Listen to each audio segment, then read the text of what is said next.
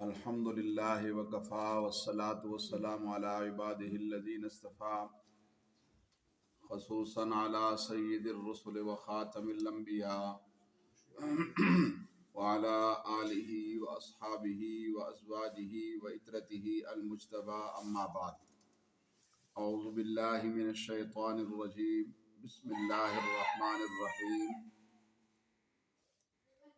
سورہ بقرہ آیت نمبر 14 اعوذ باللہ من الشیطان الرجیم وَإِذَا لَقُوا الَّذِينَ آمَنُوا قَالُوا آمَنَّا، جب وہ منافقین ایمان والوں سے ملتے ہیں تو کہتے ہیں کہ ہم ایمان لے آئے۔ وَإِذَا خَلَوْا إِلَىٰ شَيَاطِينِهِمْ، اور جب وہ اپنے شیطانوں کے پاس تنہا ہوتے ہیں قَالُوا إِنَّا مَعَكُمْ، تو کہتے ہیں کہ بے شک ہم تمہارے ساتھ ہیں۔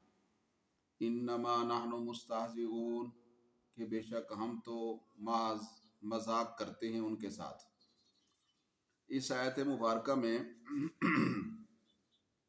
منافقین کا دوہرا معیار بیان کیا گیا ہے کہ اہل اسلام کے سامنے جب آتے ہیں تو اور چہرے کے ساتھ آتے ہیں، اور جب اپنے جیسے لوگوں کے سامنے جاتے ہیں یعنی کافروں اور یہودیوں کے سامنے یا دیگر منافقوں کے سامنے، تو پھر ان کا چہرہ اور ہوتا ہے، دوسرے چہرے کے ساتھ ان کے پاس جاتے ہیں۔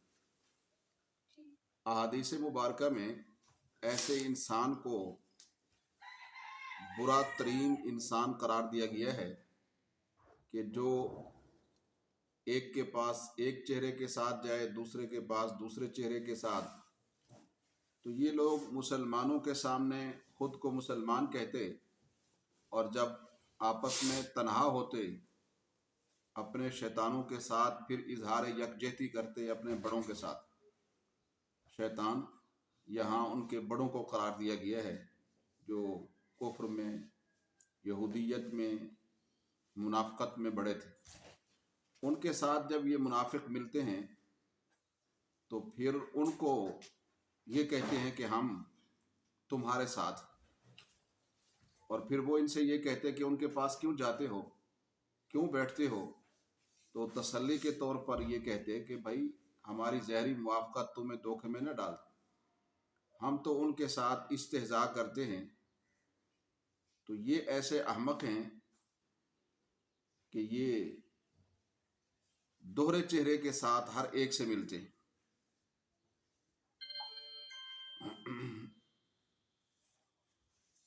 تو مقصد ان کا یہ تھا کہ ہم مسلمانوں کی مجلسوں میں جائیں اور وہاں سے گویا راز معلوم کریں، اور پھر وہ کافروں کو آ کر راز بتلائیں۔ یہ ان کا اصل میں مسلمانوں کے پاس منافقانہ چہرے کے ساتھ جانے کا مقصد تھا۔ اللہ یستہزئ بہم، اللہ تعالیٰ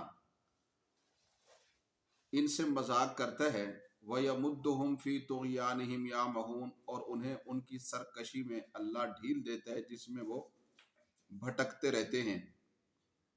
اس آیت مبارکہ میں مذاق کی نسبت اللہ تعالیٰ کی طرف کی گئی ہے۔ ظاہر ہے کہ اللہ تعالیٰ کی طرف یہ نسبت مجازی ہے، اس لیے اس کا معنی یہ ہوگا کہ اللہ رب العالمین منافقین کو جو وہ صحابہ کے ساتھ استہزاء کرتے تھے اس کا بدلہ اور سزا دے گا۔ فوری سزا اللہ پاک اس لیے نہیں دیتے کیونکہ اللہ پاک کا قانون امہال ہے، ڈھیل کا قانون، کہ اللہ نے ان منافقوں کو ڈھیل دے دی ہے تاکہ وہ اپنی سرکشی میں خوب اچھی طرح ڈوب جائے۔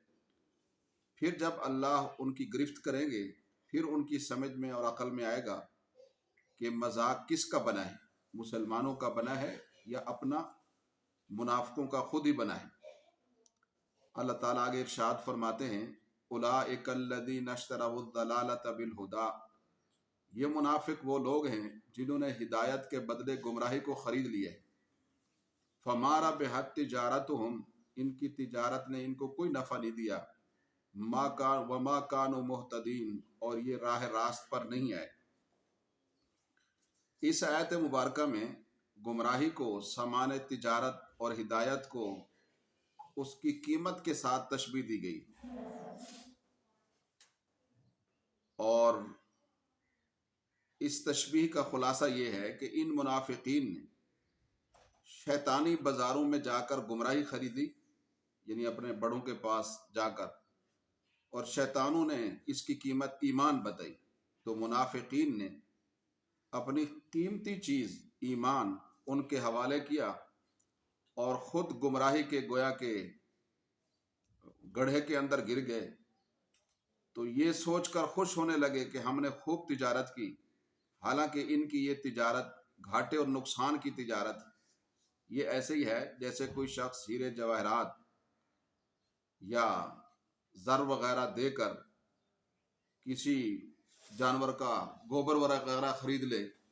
تو انہوں نے جو منافقانہ طرز عمل اختیار کیے ہے، حالانکہ ان کو ایمان والا طرز عمل اختیار کرنا چاہیے تھا، منافقانہ ایمان کی جگہ منافقانہ طرز عمل انہوں نے اس لیے اختیار کیے ہے تاکہ ہم دنیا کے نفع یا فائدے حاصل کر سکیں، تو یہ گھاٹے کا سودا ہے۔ یہ معنی ہے اس آیت مبارکہ کا۔ آگے اللہ تعالیٰ آیت نمبر 17 میں ارشاد فرماتے ہیں، مثلہم کمثل الذی استوقد نارا، ان منافقوں کی مثال اس شخص کی ہے کہ جس نے آگ جلائی، فلما اضاءت ما حولہ، پھر جب اس آگ نے آس پاس کی جگہ کو، ماحول کو، ارد گرد کو روشن کر دیا، تو ذہب اللہ بنورہم، تو اللہ ان کی روشنی کو لے گیا، وترکہم فی ظلمات لا یبصرون، اور انہیں اندھیروں میں چھوڑ دیا تو پھر وہ دیکھتے بھی نہیں۔ تو اس آیت مبارکہ میں اللہ تعالیٰ نے منافقین کو اس شخص کے ساتھ تشبیہ دی ہے کہ جو بندہ اندھیری رات میں آگ جلا کر روشنی اور اپنے لیے گرمی حاصل کرنے کا انتظام کرے، اور وہ آگ تھوڑی دیر تک جلنے کے بعد اپنے آس پاس کے ماحول کو، ارد گرد کو روشن اور گرم کرنے لگے، لیکن اچانک کوئی تیز ہوا چلے جس کی وجہ سے وہ آگ بجھ جائے، وہ روشنی اور گرمی کا انتظام جو ہے وہ درہم برہم ہو جائے۔ اور وہ شخص جس نے اپنے مقاصد کے حصول کے لیے، روشنی کے لیے اور گرمی کے لیے آگ جلائی تھی، اور وہ جناب والا اندھیرے میں چلا جائے اور اس کا گویا کہ جو مقصد تھا آگ جلانے کا وہ فوت ہو جائے۔ اب دیکھیے کہ اتنی محنت کے باوجود وہ بیچارہ پہلے بھی اندھیروں میں تھا، پھر تھوڑی دیر روشنی تو حاصل ہوئی اور سردی سے بچاؤ کا سامان بھی میسر آیا، لیکن پھر وہ آگ کے بجھنے کے بعد اندھیروں کے اندر چلا گیا۔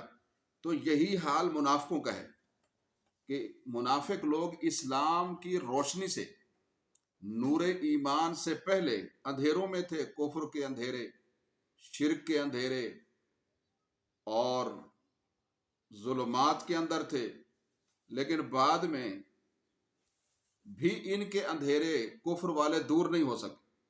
درمیان میں کچھ عرصے کے لیے انہیں تھوڑی سی روشنی حاصل ہوئی، لیکن ان لوگوں نے اس روشنی کو باقی رکھنے کی کوئی فکر نہیں کی، تو پھر اس کا نتیجہ یہ ہوا کہ معمولی آزمائش جہاد کی، کافروں کے ظلم و ستم کی جب ان پر آئی تو یہ دوبارہ اپنے کفر کے اندر واپس چلے گئے اور ایمان پر ثابت قدم نہیں رہ سکے اور مخلصانہ ایمان نہیں لے۔ یہ سمجھے تھے کہ ہمیں کوئی فائدہ ملے گا، لیکن اگر یہ استقامت دکھلاتے تو ہمیشہ کا فائدہ تھا ان کے لیے، اللہ تعالیٰ ان سے راضی ہو جاتے، اور اس رضامندی کے نتیجے میں اللہ تعالیٰ ان کو جنت اور اس کی ابدی نعمتوں سے نوازتے۔ لیکن چونکہ یہ ٹھہرے نہیں، زبان تک تو لے گئے کلمے کو، نور ایمان کو، لیکن اپنے دل تک نہیں لے گئے، تو یہ گویا اندھیروں کے اندر ہے۔ اگلی آیت مبارکہ میں آیت نمبر 18 میں اللہ انہی کی حقیقت کو بیان فرماتے ہیں منافقین کی، کہ سمن یہ بہرے ہیں، بکمن یہ گونگے ہیں، امیون یہ اندھے ہیں، فہم لا یرجعون یہ واپس نہیں لوٹیں گے۔ اس آیت مبارکہ میں منافقین کو بہرا، گونگا، اندھا جو فرمایا گیا ہے، تو یقیناً اس سے یہ ظاہری اسباب مراد نہیں ہیں، یعنی ظاہری طور پر اندھا ہونا یا ظاہری طور پر بہرا ہونا یا اسی طریقے سے ظاہری طور پر جو ہے گونگا ہونا، یہ مراد نہیں، بلکہ مراد یہ ہے کہ یہ لوگ حق بات کو دیکھنے، مراد یہ ہے کہ یہ لوگ حق بات کو دیکھنے، سننے اور بولنے کے لیے تیار نہیں۔ یوں سمجھ لیں کہ یہ گویا بہرے ہو گئے ہیں، گونگے ہو گئے ہیں، اندھے ہو گئے، فہم لا یرجعون، اب یہ حق کی طرف رجوع نہیں کریں۔ جس طرح کوئی شخص ایسا اندھا ہو جائے کہ اس کی بینائی واپس لوٹ ہی نہ سکے، اس کے یعنی بینائی کے لوٹنے کے چانس ہی ختم ہو جائے، مایوس ہو جائے وہ بینائی سے، تو یہ بھی ایسے ہی حق کے سننے سے، حق کے دیکھنے سے اندھے ہو چکے ہیں کہ اب یہ حق کی طرف کبھی رجوع نہیں کریں گے۔ تو اللہ تعالیٰ نے آگے ارشاد فرمایا، او کصیب من السماء فیہ ظلمات ورعد وبرق، یہ آیت نمبر 19 کے اندر، یا ان منافقوں کی دوسری مثال۔ منافق دو طرح کے تھے، منافقوں میں بھی بعض پکے تھے، بعض کچے پکے تھے، تو دونوں کی زندگیوں سے متعلق اور ان کے رویوں اور طرز عمل سے متعلق دو مثالیں تھیں۔ او کصیب من السماء، یا ان منافقوں کی دوسری مثال یہ ہے کہ جیسے آسمان سے موسلا دھار بارش برس رہی ہو، فیہ ظلمات، ان کے جس کے اندر اندھیرے ہوں، ورعد و برق، اور بادل کی گرج ہو اور بجلی کی چمک ہو۔ تو ایسی صورت میں اگر کوئی مسافر بیابان میں، صحرا میں چل رہا ہو تو وہ خوف زدہ ہو جاتا ہے، ڈرتا ہے۔ جب گرج ہوتی ہے تو وہ کان پھاڑتی ہے، کانوں میں انگلیاں دیتے، اور بادلوں کا اندھیرا ہوتا ہے تو اسے راستے کا پتہ نہیں چلتا کدھر جانا ہے، لیکن جب چمک آتی ہے تو کچھ اسے پتہ چل جاتا ہے، تھوڑا سا وہ سمت متعین کر کے چلنا شروع ہی کرتا ہے کہ وہ چمک ختم ہو جاتی ہے، پھر اندھیرا ہو جاتا ہے، تو چلنے میں بھی اسے دشواری، دیکھنے میں بھی اسے دشواری، تو وہ بہت پریشان حال ہوتا ہے۔ تو یہ منافق ایسے ہی ہیں کہ تھوڑی سی ایمان کی روشنی تو پڑتی ہے، لیکن اپنے رویوں سے یہ لوگ اس ایمان کی روشنی سے دور ہو جاتے ہیں، تو یہ پریشان حال ہیں۔ یجعلون اصابعہم، فرمایا کہ وہ بجلی کی کڑک سے، من الصواعق حذر الموت، موت سے خوف زدہ ہو کر اپنی انگلیاں اپنے کانوں میں ڈال لیتے۔ واللہ محیط بالکافرین، اور اللہ یعنی اللہ کا عذاب اور اللہ کافروں کا احاطہ کیے ہوئے ہے۔ اس آیت مبارکہ 19 میں منافقین کی ایک اور مثال بیان کی گئی ہے کہ جس مثال کو سن کر ہر شخص یہ معلوم کر سکتا ہے کہ اگر منافقت اس چیز کا نام ہے تو یہ واقعی قابل رحم۔ مثال یہ ہے کہ رات اندھیری ہو، بادل گرج رہے ہوں، بجلی چمک رہی ہو، اور بادلوں کی گرج اتنی شدید ہو کہ انسان کو اپنے کانوں کے پردے جو ہے وہ پھٹتے ہوئے محسوس ہو رہے ہوں، اور انسان ڈر کے مارے کانوں کے اندر انگلیاں دے دے کہ کہیں آواز کی شدت سے یعنی میرا کلیجہ نہ پھٹ جائے اور موت نہ ہو، میری واقع ہو جائے، اور مزید یہ کہ موسلا دھار بارش شروع ہو جائے، تو ایسے میں انسان یقیناً گھبرا جاتا ہے، مسافر جو صحرا اور بیابان میں ہے۔ تو اس کے بعد کی کیفیت اللہ تعالیٰ نے بیان فرمائی آیت نمبر 20 کے اندر، یکاد البرق، کو قریب ہے کہ بجلی، یخطف ابصارہم، ان کی نگاہوں کو اچک لے، کلما اضاء لہم مشوا فیہ، جب بھی ان کے لیے یعنی مسافروں کے لیے روشنی ہوتی ہے، ایسے مسافر کے لیے جو بارش کے، باد و باران کے، گرج چمک کے ماحول میں صحرا بیابان میں سفر کر رہا ہو، تو جب ان کے لیے روشنی ہوتی ہے مشوا فیہ، تو وہ تھوڑا سا اس میں چلنے لگتے ہیں۔ وَإِذَا أَظْلَمَ عَلَيْهِمْ، لیکن جب ان پر اندھیرا چھا جاتا ہے، قاموا، تو وہ کھڑے ہو جاتے ہیں ایسے مسافر۔ تو اللہ، وَلَوْ شَاءَ اللَّهُ لَذَهَبَ بِسَمْعِهِمْ وَأَبْصَارِهِمْ، اگر اللہ چاہتا تو ان کے کانوں اور آنکھوں کو لے جاتا، ان اللہ علی کل شیء قدیر، بے شک اللہ ہر چیز پر قادر ہے۔ تو اس آیت مبارکہ میں اسی آیت نمبر 19 والی مثال کو مکمل کیا گیا ہے کہ ایسی موسلا دھار بارش میں انسان آگے بڑھنے سے گویا کہ عاجز آ جاتا، اندھیرے اور ظلمات اور خوف زدہ ماحول اس کے پاؤں کی رکاوٹ بن جاتا، بجلی کی چمک سے اس کی آنکھیں جو ہے وہ گویا تیز چمک سے چندھیا جاتی ہیں، لیکن بجلی کی یہی چمک ان کے لیے روشنی کی معمولی کرن بھی ثابت ہوتی ہے مختصر سے لمحے کے لیے، کہ ان مسافروں کو راستہ تو نظر آتا ہے تو اسی روشنی میں وہ آگے تو بڑھتے ہیں، لیکن فوراً ہی اندھیرا ہو جاتا ہے تو وہیں کھڑے ہو جاتے ہیں۔ تو منافقین کا دنیا میں بھی یہی حال ہے اور آخرت میں بھی یہی حال ہوگا۔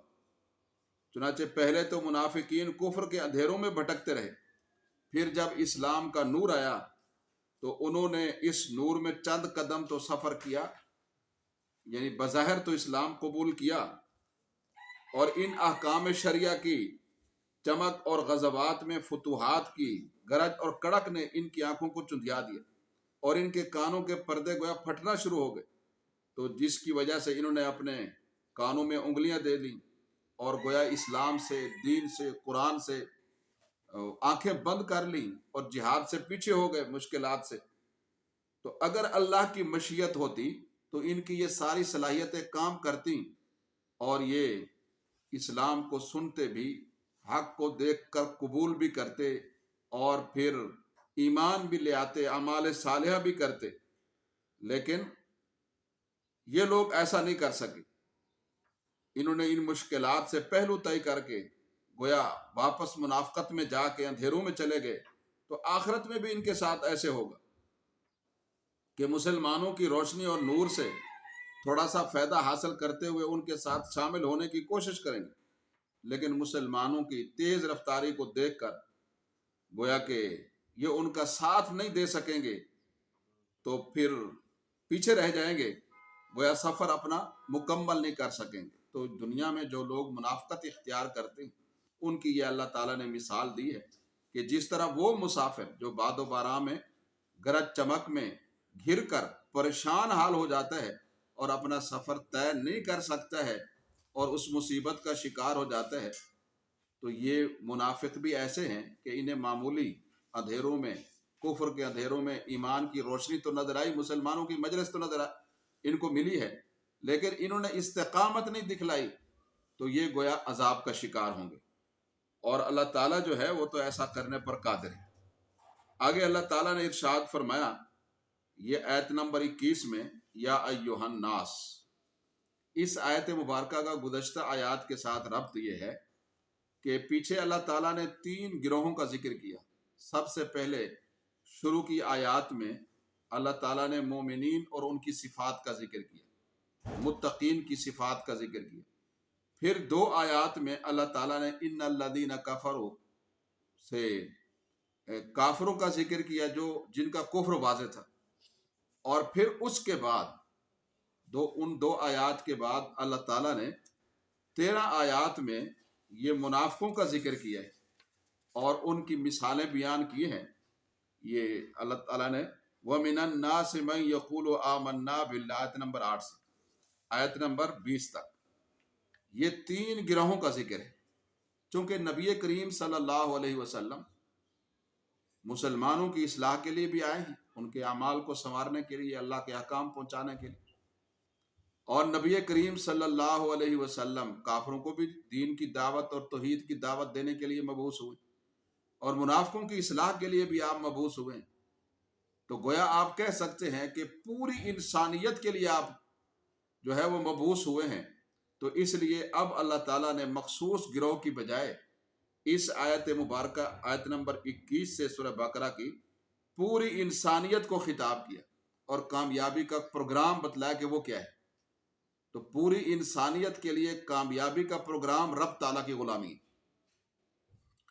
فرمایا یا ایھا الناس اعبدوا ربکم الذی خلقکم، اے لوگو، اے پوری انسانیت، تم غلامی کرو، تم بندگی کرو، تم عبادت کرو اپنے اس رب کی کہ جس نے تمہیں پیدا کیا ہے، والذین من قبلکم، اور جتنے بھی تم سے پہلے لوگ تھے ان کو بھی اس رب نے پیدا کیا ہے، اللہ تعالیٰ نے، تو تم اس کی عبادت کرو، بندگی کرو، غلامی کرو، لعلکم تتقون، تاکہ تم پرہیزگار بن جاؤ۔ تو اس آیت مبارکہ میں ساری انسانیت کو اللہ پاک کی عبادت کا حکم دیا جا رہا ہے، اور اس کے لیے اللہ تعالیٰ کی ایک خاص صفت یعنی خالق ہونا ذکر کی ہے۔ مطلب یہ ہے کہ عقل اس بات کو مانتی ہے کہ جس نے ہمیں پیدا کیا ہم اسی کی عبادت کریں، اور جس نے ہمیں پیدا نہیں کیا اس کی بات کیوں کریں؟ جو خود مخلوق ہے وہ خالق کیسے ہو سکتا ہے؟ تو گویا عبادت کے لیے معیار جو ہے وہ خالق ہونا ہے۔ تو اللہ کا غیر تو خالق نہیں ہے تو وہ معبود کیسے ہو سکتا ہے؟ اور یہ سب مانتے ہیں تمام مذاہب والے کہ ہمارے خالق جو ہیں وہ اللہ تعالیٰ ہیں، اور ہمارے آباء و اجداد کے خالق بھی اللہ تعالیٰ ہیں، تو لہذا عبادت بھی اللہ تعالیٰ ہی کی ہونی چاہیے۔ اگلی آیت مبارکہ سورہ بقرہ آیت نمبر 21، آیت نمبر 22، الذی جعل لکم الارض، یہ اللہ تعالیٰ کی صفات کا اور قدرت کا بیان ہے کہ اللہ وہ ذات ہے کہ جس نے تمہیں پیدا کیا، تمہارے آباء و اجداد اور پہلے انسانوں کو پیدا کیا، اور اللہ تعالیٰ نے اس کے علاوہ تمہیں نعمتیں بھی عطا فرمائیں۔ الذی جعل لکم الارض فراشا، پیدا کر کے تمہیں بیکار نہیں چھوڑا، تکلیف میں نہیں چھوڑا، تمہاری راحت کا، نشو و نما کا، تم انسانی تمدن کے ارتقاء کا انتظام کیا ہے۔ الذی جعل لکم الارض فراشا، اللہ وہ ذات ہے کہ جس نے تمہارے لیے زمین کو بچھونا بنایا، والسماء بناء، اور آسمان کو چھت بنایا، وانزل من السماء ماء، اور آسمان سے پانی نازل کیا، فاخرج به من الثمرات رزقا لکم، پھر اس پانی سے تمہارے لیے رزق کے طور پر پھلوں کو نکالا۔ لہذا ان نعمتوں کا تقاضا یہ ہے، فلا تجعلوا للہ اندادا، تو تم نہ بناؤ اللہ کے ساتھ، اللہ کے لیے اللہ کے ساتھ اور شریک نہ بناؤ۔ وانتم تعلمون، حالانکہ تم سب حقیقت سے آگاہ ہو کہ تمہیں انہوں نے پیدا نہیں کیا، جن غیر اللہ کی تم پوجا کرتے ہو، مالی بدنی عبادت کرتے ہو، تمہیں تو پیدا اللہ نے کی، اور تمہاری بقا اور نشو و نما کا سامان بھی اللہ نے پیدا کی، غلے، نباتات، اجناس، فصلیں، جو انسان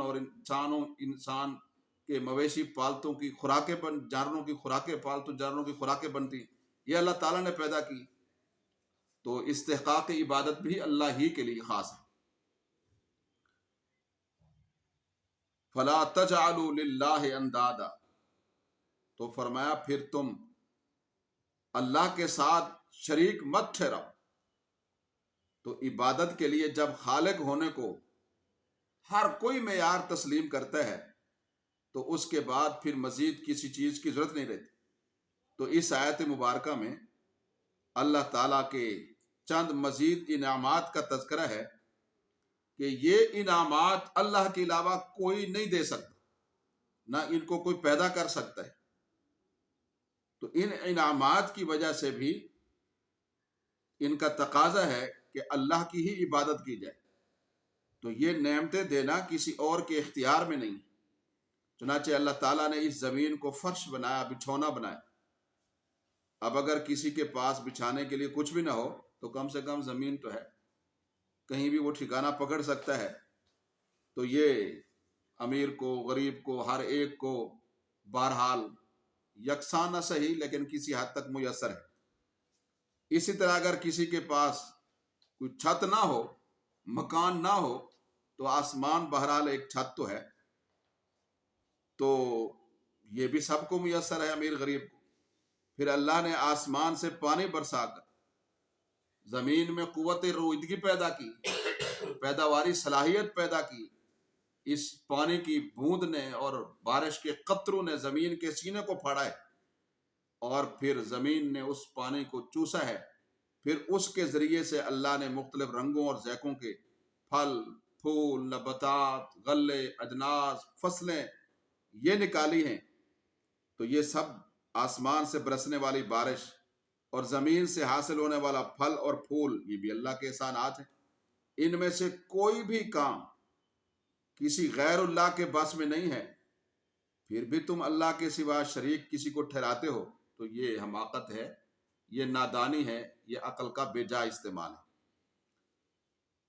وَإِن كُنتُمْ فِي رَيْبٍ مِّمَّا نَزَّلْنَا، یہ آیت مبارکہ نمبر 23۔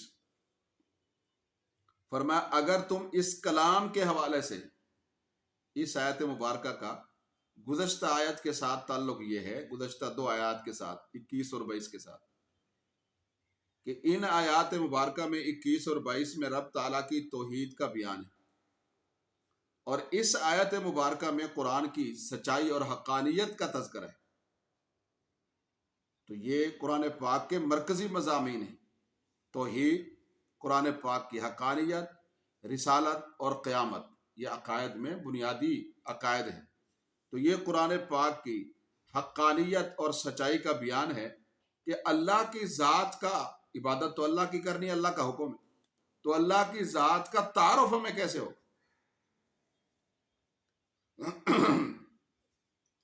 اللہ کے ساتھ تعلق کیسے قائم ہوگا؟ اس کی معرفت اور پہچان کیسے ہوگی؟ تو اللہ تعالیٰ نے فرمایا یہ بذریعہ قرآن ہوگی۔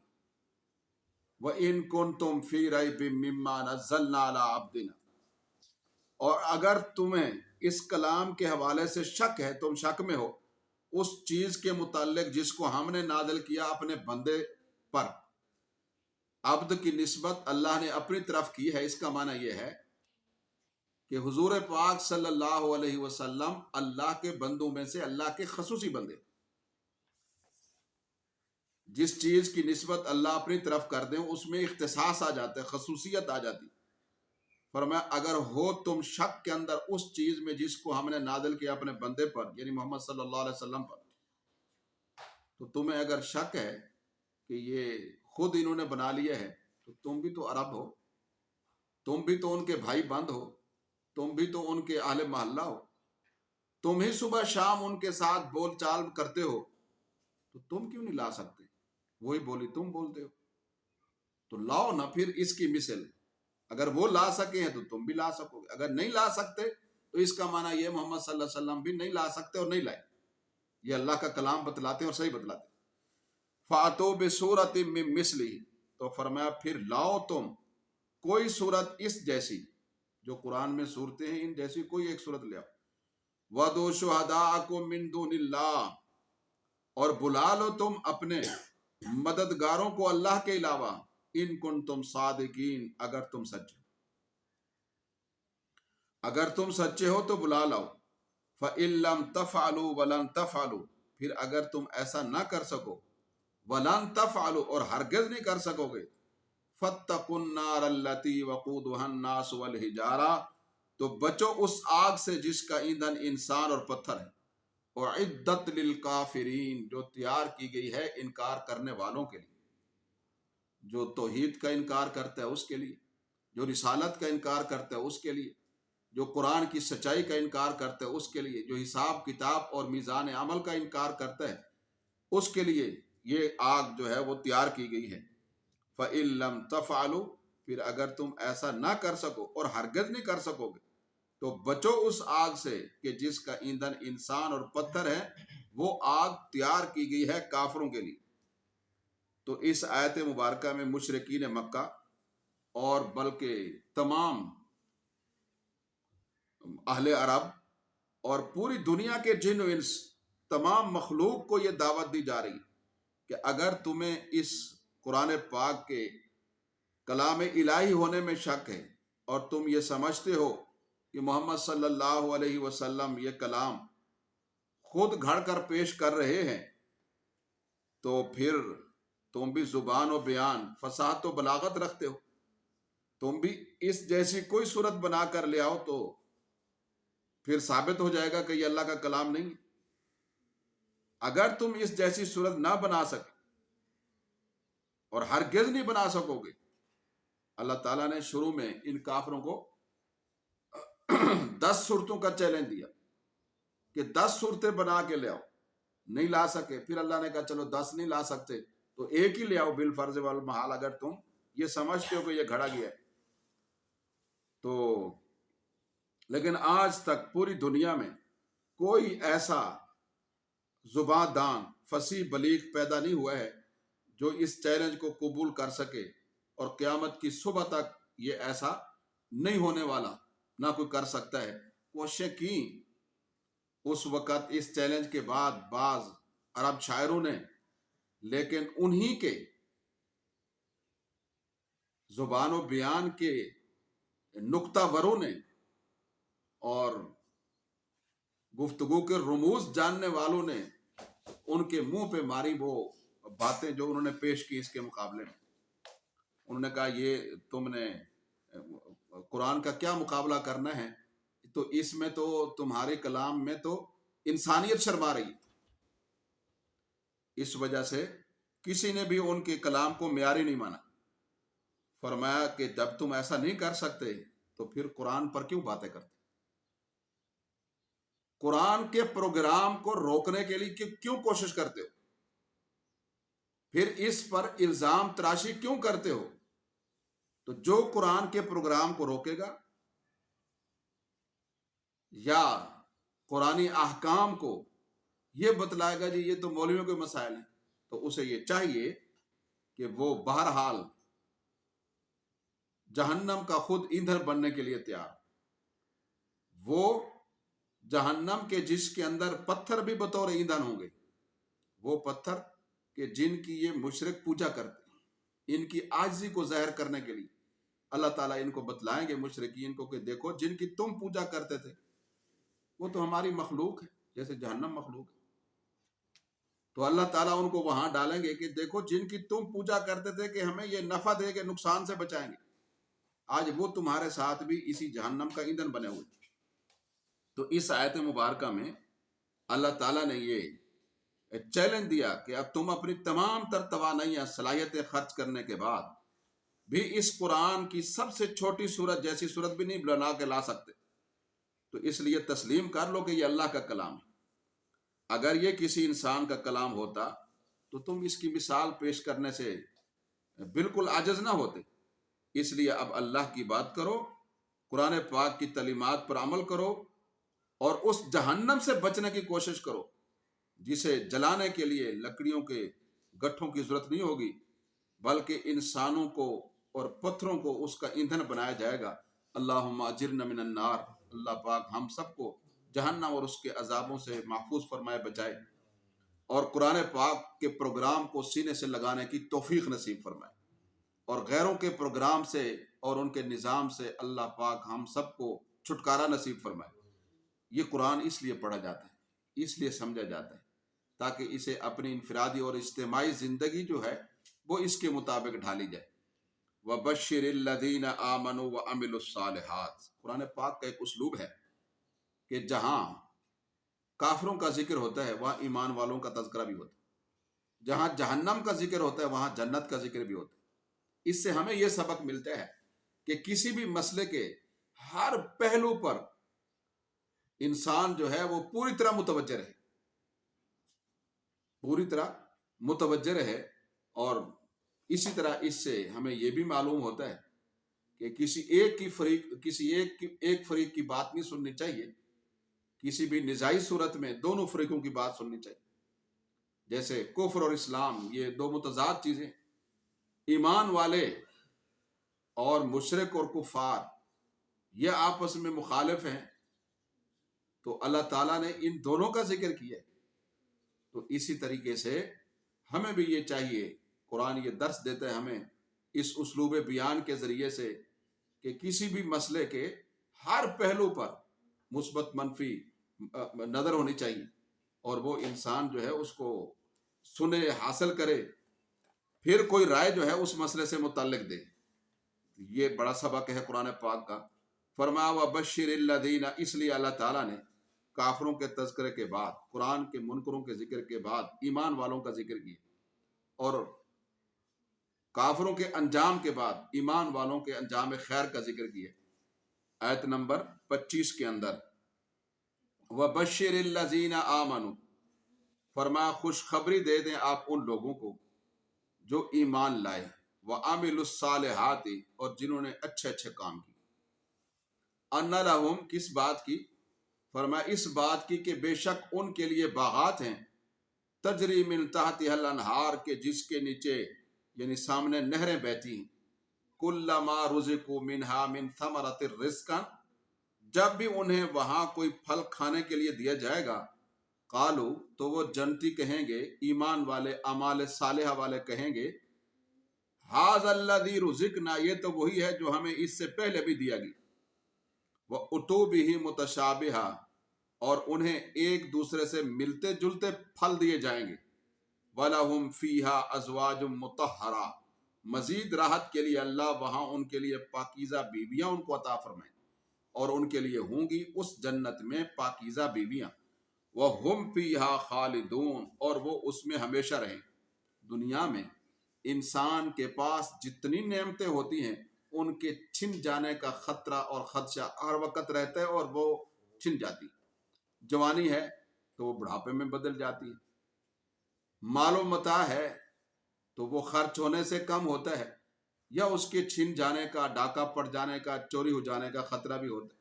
صحت ہے تو وہ بیماری میں بھی بعض اوقات تبدیل ہو جاتی، زندگی ہے تو موت کا سامنا بھی ہے۔ تو مطلب یہ ہے کہ دنیا کی جتنی نعمتیں ہیں ان کے چھن جانے کا یقینی خطرہ، اور چھن جاتی، ختم ہو جاتی۔ جب زندگی ختم ہو گئی تو نعمتیں بھی ختم ہو گئی، ان سے نفع بھی ختم ہو گئی۔ لیکن آخرت کی نعمتیں اللہ تعالیٰ فرماتے خالدون، یہ ابدی ہیں، یہ ہمیشہ کے لیے ہیں، ان کے چھن جانے کا کوئی خطرہ نہیں۔ جسے اللہ تعالیٰ ایک مرتبہ جنت میں داخل فرما دیں گے قیامت کے بعد، فرمایا وہ ہمیشہ ہمیشہ کے لیے جنت میں رہے گا۔ تو اللہ تعالیٰ نے اس آیت مبارکہ میں ایمان والوں کو جنت کی خوشخبری عطا فرمائی ہے، اور اس جنت کی تعریف کی ہے اللہ نے کہ ان مسلمانوں کے، ایمان والوں کے، اعمال صالحہ والوں کے محلات کے سامنے نہریں بہتی ہوں گی، دودھ کی نہریں، شہد کی نہریں، شراب طہور کی نہریں۔ تو فرمایا کہ قرآن پاک میں جنت کی اس صفت کا تذکرہ بار بار کیا گیا کہ اس کے سامنے نہریں ہوں گی۔ یہ کوئی معمولی، غیر معمولی اور اہم ترین چیز ہے، ورنہ صرف ایک مرتبہ ہی قرآن میں کسی چیز کا ذکر آ جانا اس کی اہمیت کے لیے کافی ہے۔ دوسری صفت یہ بیان کی کہ اہل جنت کو وہاں جو پھل دیے جائیں گے وہ ظاہری طور پر شکل و صورت میں تو ایک دوسرے سے ملتے جلتے ہوں، سبحان اللہ، لیکن ذائقے میں ایک دوسرے سے مختلف ہوں گے۔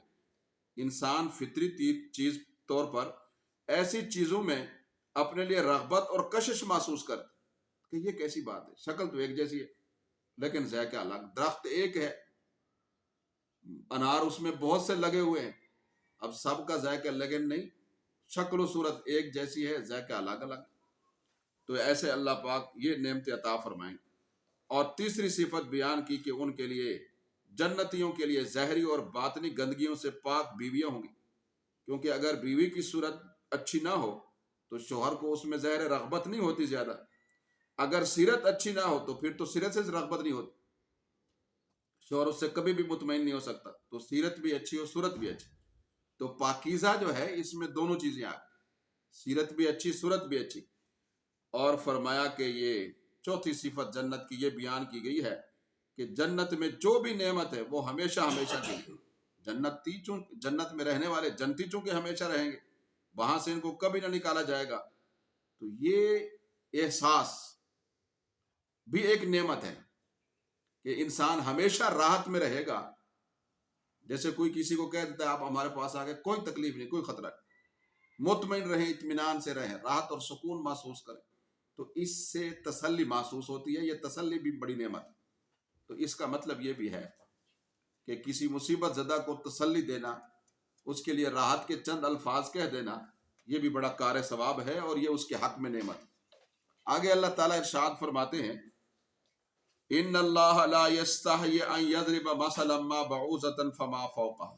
جب نبی کریم صلی اللہ علیہ وسلم قرآن پاک پڑھتے تو قرآن پاک میں تو اللہ تعالیٰ نے مسائل کو سمجھانے کے لیے مثالیں دی، اس میں بعض اوقات مشرکوں کے مشرکانہ عقائد کو ان کی کمزوری کو سمجھانے، ان کے مشرکانہ عقائد کی کمزوری کو سمجھانے کے لیے مکڑی اور اس کے جالے سے اللہ نے مثال دی ہے، تو وہ مشرک کہنے لگے یہ کیسی بات ہے؟ اگر یہ اللہ کا کلام ہوتا، اللہ تو عظیم ذات ہے، تو مکڑی تو حقیر ہے، تو مکڑی کا ذکر کیسے آ گیا؟ تو یہ قرآن پاک پر انہوں نے ایک اعتراض کی، تو اس کا اللہ تعالیٰ نے اس آیت مبارکہ میں 26 میں جواب دیا ہے۔ فرمایا ان اللہ لا یستحی ان یضرب مثلا بعوضۃ فما فوقها، بے شک اللہ پاک اس بات سے نہیں شرماتے کہ کوئی مثال بیان کریں مچھر کی یا اس سے اوپر کسی چیز کی۔ فَأَمَّا الَّذِينَ آمَنُوا، پس رہے وہ لوگ جو ایمان لائے، فَيَعْلَمُونَ أَنَّهُ الْحَقُّ مِن رَبِّهِمْ، وہ جانتے ہیں کہ یہ مثال ان کے رب کی طرف سے سچ ہے، برحق ہے، کہ یہ حسب ضرورت مثال سے مسئلہ واضح ہوتا ہے۔ وَأَمَّا الَّذِينَ كَفَرُوا، لیکن رہے وہ لوگ جنہوں نے کفر کیا، فَيَقُولُونَ مَاذَا أَرَادَ اللَّهُ بِهَذَا مَثَلًا، تو وہ یہ کہتے ہیں کہ اس مثال کے بیان کرنے سے اللہ نے کیا ارادہ کیا، ہمیں نہیں سمجھ آئی۔ تو اب یضل بہ کثیرا، کہ بہت سے لوگ اس مثال کے ذریعے سے، بہت سے لوگوں کو اللہ اس مثال کی وجہ سے گمراہ کر دے، کہ وہ اللہ کے کلام کو جس میں مثال بیان کی گئی، بھلے حقیر چیز کی ہے، سمجھانے کے لیے، کسی مسئلے کی وضاحت کے لیے اس کا انکار کرتے ہیں، تو گویا اس آیت کی وجہ سے، اس مثال کی وجہ سے وہ گمراہ ہو جاتے ہیں۔ وَيَهْدِي بِهِ كَثِيرًا، اور بہت سے لوگوں کو اللہ ہدایت دیتا ہے اس مثال کے نازل ہونے کی وجہ سے۔ وہ لوگ کیا سمجھتے ہیں کہ واقعی اللہ کی طرف سے ہے، تو وہ ہدایت پا جاتے ہیں۔ وَمَا يُضِلُّ بِهِ إِلَّا الْفَاسِقِينَ، اور اس قسم کی مثالوں والی کلام کے ذریعے سے اللہ نافرمانوں کو ہی گمراہ کرتے ہیں۔ تو اس آیت میں کفار اور مشرکین کے ایک سوال کا جواب دیا گیا ہے۔ ان کا سوال یہ تھا کہ اگر یہ اللہ کا کلام ہے تو پھر اس میں مکھی، مچھر، مکڑی جیسی حقیر چیزوں کا ذکر کیوں؟ وہ کہتے تھے اللہ کی عظیم ترین ذات اور اللہ کی شیان شان سے یہ بعید ہے۔ اللہ کی عظمت شان اس بات کا تقاضا کرتی ہے کہ اللہ کے کلام میں ان کمزور یا حقیر چیزوں کا ذکر ہی نہ ہو سرے سے۔ تو اس کا جواب دیا کہ مثال جو ہے وہ مسئلہ سمجھانے کے لیے ہوتی، مثال دینے والے کی عظمت کے ساتھ اس کا تعلق نہیں ہوتا ہے۔ یہی وجہ ہے کہ اہل ایمان ان مثالوں کو برحق سمجھتے ہیں، اللہ کا کلام سمجھتے ہیں، اور مسئلے کی وضاحت حاصل کرتے ہیں اور رہنمائی پاتے ہیں۔ اور کفار اور مشرکین آپس میں اعتراضات کر کے اور اس قسم کی باتیں کر کے وہ گویا کہ رہ جاتے ہیں، تو کہ یہ کہتے ہیں کہ جناب والا اس مثال میں اللہ نے کیا ارادہ کیا؟ تو اللہ تعالیٰ فرماتے ہیں کہ اس کا مقصد اہل حق اور اہل باطل میں فرق کرنا ہے۔ جو فرما بردار ہوتے ہیں وہ مان لیتے ہیں، جو گناہ گار ہوتے ہیں وہ فرما برداروں سے ممتاز اور جدا ہو جاتے ہیں اور وہ نہیں مانتے۔ الذین ینقضون عہد اللہ من بعد میثاقہ، یہ آیت نمبر 27۔ اس میں اللہ انہی کافروں کے متعلق فرماتے ہیں، انہی فاسقوں کے متعلق، کہ فاسق کون لوگ ہیں؟ فاسق کہتے ہیں ہر اس شخص کو جو اللہ کی اطاعت سے نکلے۔ فرمایا الذین ینقضون عہد اللہ، وہ لوگ جو اللہ کے عہد کو توڑ دیتے ہیں، من بعد میثاقہ، اس کے پختہ کرنے کے بعد، وَيَقْطَعُونَ مَا أَمَرَ اللَّهُ بِهِ أَن يُوصَلَ، اور توڑ دیتے ہیں اس رشتے کو جس کے ملانے کا اللہ نے حکم دیا، وَيُفْسِدُونَ فِي الْأَرْضِ، اور فساد پھیلاتے ہیں زمین میں، بگاڑ کرتے ہیں زمین میں۔ أُولَٰئِكَ هُمُ الْخَاسِرُونَ، یہ لوگ نقصان اٹھانے والے ہیں۔ یعنی فاسق وہ ہیں جو نقض عہد کرتے ہیں، عہد کو توڑتے ہیں۔ فاسق وہ ہیں جو قطع رحمی کرتے ہیں۔ فاسق وہ ہیں جو زمین میں دنگا فساد مچاتے ہیں، امن عامہ میں خلل ڈالتے ہیں، نقض امن کا باعث بنتے ہیں۔ اولئک هم الخاسرون، ان کاموں کا انجام نقصان ہے۔ تو اس آیت مبارکہ میں فاسقوں کی، نافرمانوں کی، اللہ کی اطاعت سے نکلنے والوں کی علامتوں کو بیان کیا گیا ہے۔ ان کی پہلی علامت یہ ہے کہ وہ عہد اور معاہدے کو توڑتے ہیں۔ تو बड़े अहद और मुआहदे इंसान के अल्लाह से भी हैं और लोगों से भी होते हैं। तो अहद को तोड़ना, ये वो लोग हैं जो अहद को पक्का करने के बाद जुबान से निकले हुए अल्फाज उनको जनाब उनसे फिर जाते हैं, कौलो करार से फिर जाते हैं, अपनी बात से मुकर जाते, इनकार कर जाते। अल्लाह ताला से इंसान का आलम अरवाह में आहद है, इंसानों का अल्लाह ताला से आहद है। अल्लाह ताला ने पूछा अलस्तु बिरब्बिकुम, क्या मैं तुम्हारा रब नहीं?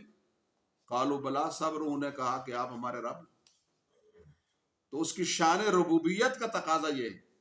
रब कहते उस जात को जो अदम से वजूद में लाकर आहिस्ता आहिस्ता उस वजूद की नश्व नुमा करके उसको कमाल तक पहुंचा। जब ये सिफत अल्लाह ताला की है रबूबियत वाली, तो इबादत के लायक तो वही है जिसने वजूद दिया, वजूद को उसकी बका के लिए नेमतें अता की। वहां कहा आप हमारे रब हैं, यहां जबीन नियाज गैरों के आगे झुका दी, अल्लाह के अंदाज बना लिए, शुरका बना लिए। तो ये नक्ज़ आहद है, आहद को तोड़ने वाली बात। और इसी तरीके से हम दुनिया में लोगों से भी आहद करते हैं। अगर कोई तोड़ता है तो नबी करीम सल्लल्लाहु अलैहि वसल्लम ने भी उसकी मजम्मत बयान की, उसे जुमरा मुनाफिकीन में शुमार किया कि ये मुनाफिकीन की जमात का फर्द है, मुस्लिमीन की जमात का मुसलमानों की जमात का फर्द नहीं, ये मुनाफिकत की अलामत है। और कतअ रहमी, फरमाया रिश्ते को तोड़ देते हैं तो ये भी फिस्क है कि अल्लाह ने जिन रिश्तेदारियों को जोड़ने का और सिला रहमी करने का हुक्म दिया है वो इसके बरखिलाफ रिश्ते तोड़ते और कतअ रहमी करते। हमारे यहाँ ये अलमिया है, घर घर में दंगा फसाद है, सास बहू के झगड़े भी होते हैं, आपस में भी दादा की औलादें भी लड़ती रहती हैं, दीगर रिश्तेदार भी लड़ते रहते हैं। तो इस हवाले से नबी करीम सल्लल्लाहु अलैहि वसल्लम की सीरत तैयबा का मुताला बहुत ज़रूरी है कि आप सल्लल्लाहु अलैहि वसल्लम के अपने रिश्तेदारों के साथ किस किस तरह से, ये सारे रिश्ते नबी अलैहिस्सलाम के भी थे जो हमारे होते, आपके रवैये उनके साथ कैसे रहे। तो सीरत तैयबा का मुताला और उसका खुलासा हमें यह बतलाता है कि अपनी तरफ से इंसान कोई ज्यादती न करे, किसी किस्म का नुकसान किसी को भी न दे, बिलखुसूस रिश्तेदारों को, पड़ोसियों को, दीगर हुकूक वालों को उनके हुकूक अदा करे, न जान का नुकसान दे, न माल का, न इज्जत। लेकिन इस सब के बावजूद अगर कोई तकलीफ देता है तो फिर मामला अल्लाह के सुपुर्द कर दे, अल्लाह साबिरीन के साथ मामला अल्लाह के सुपुर्द कर दे, अल्लाह साबिरीन के साथ।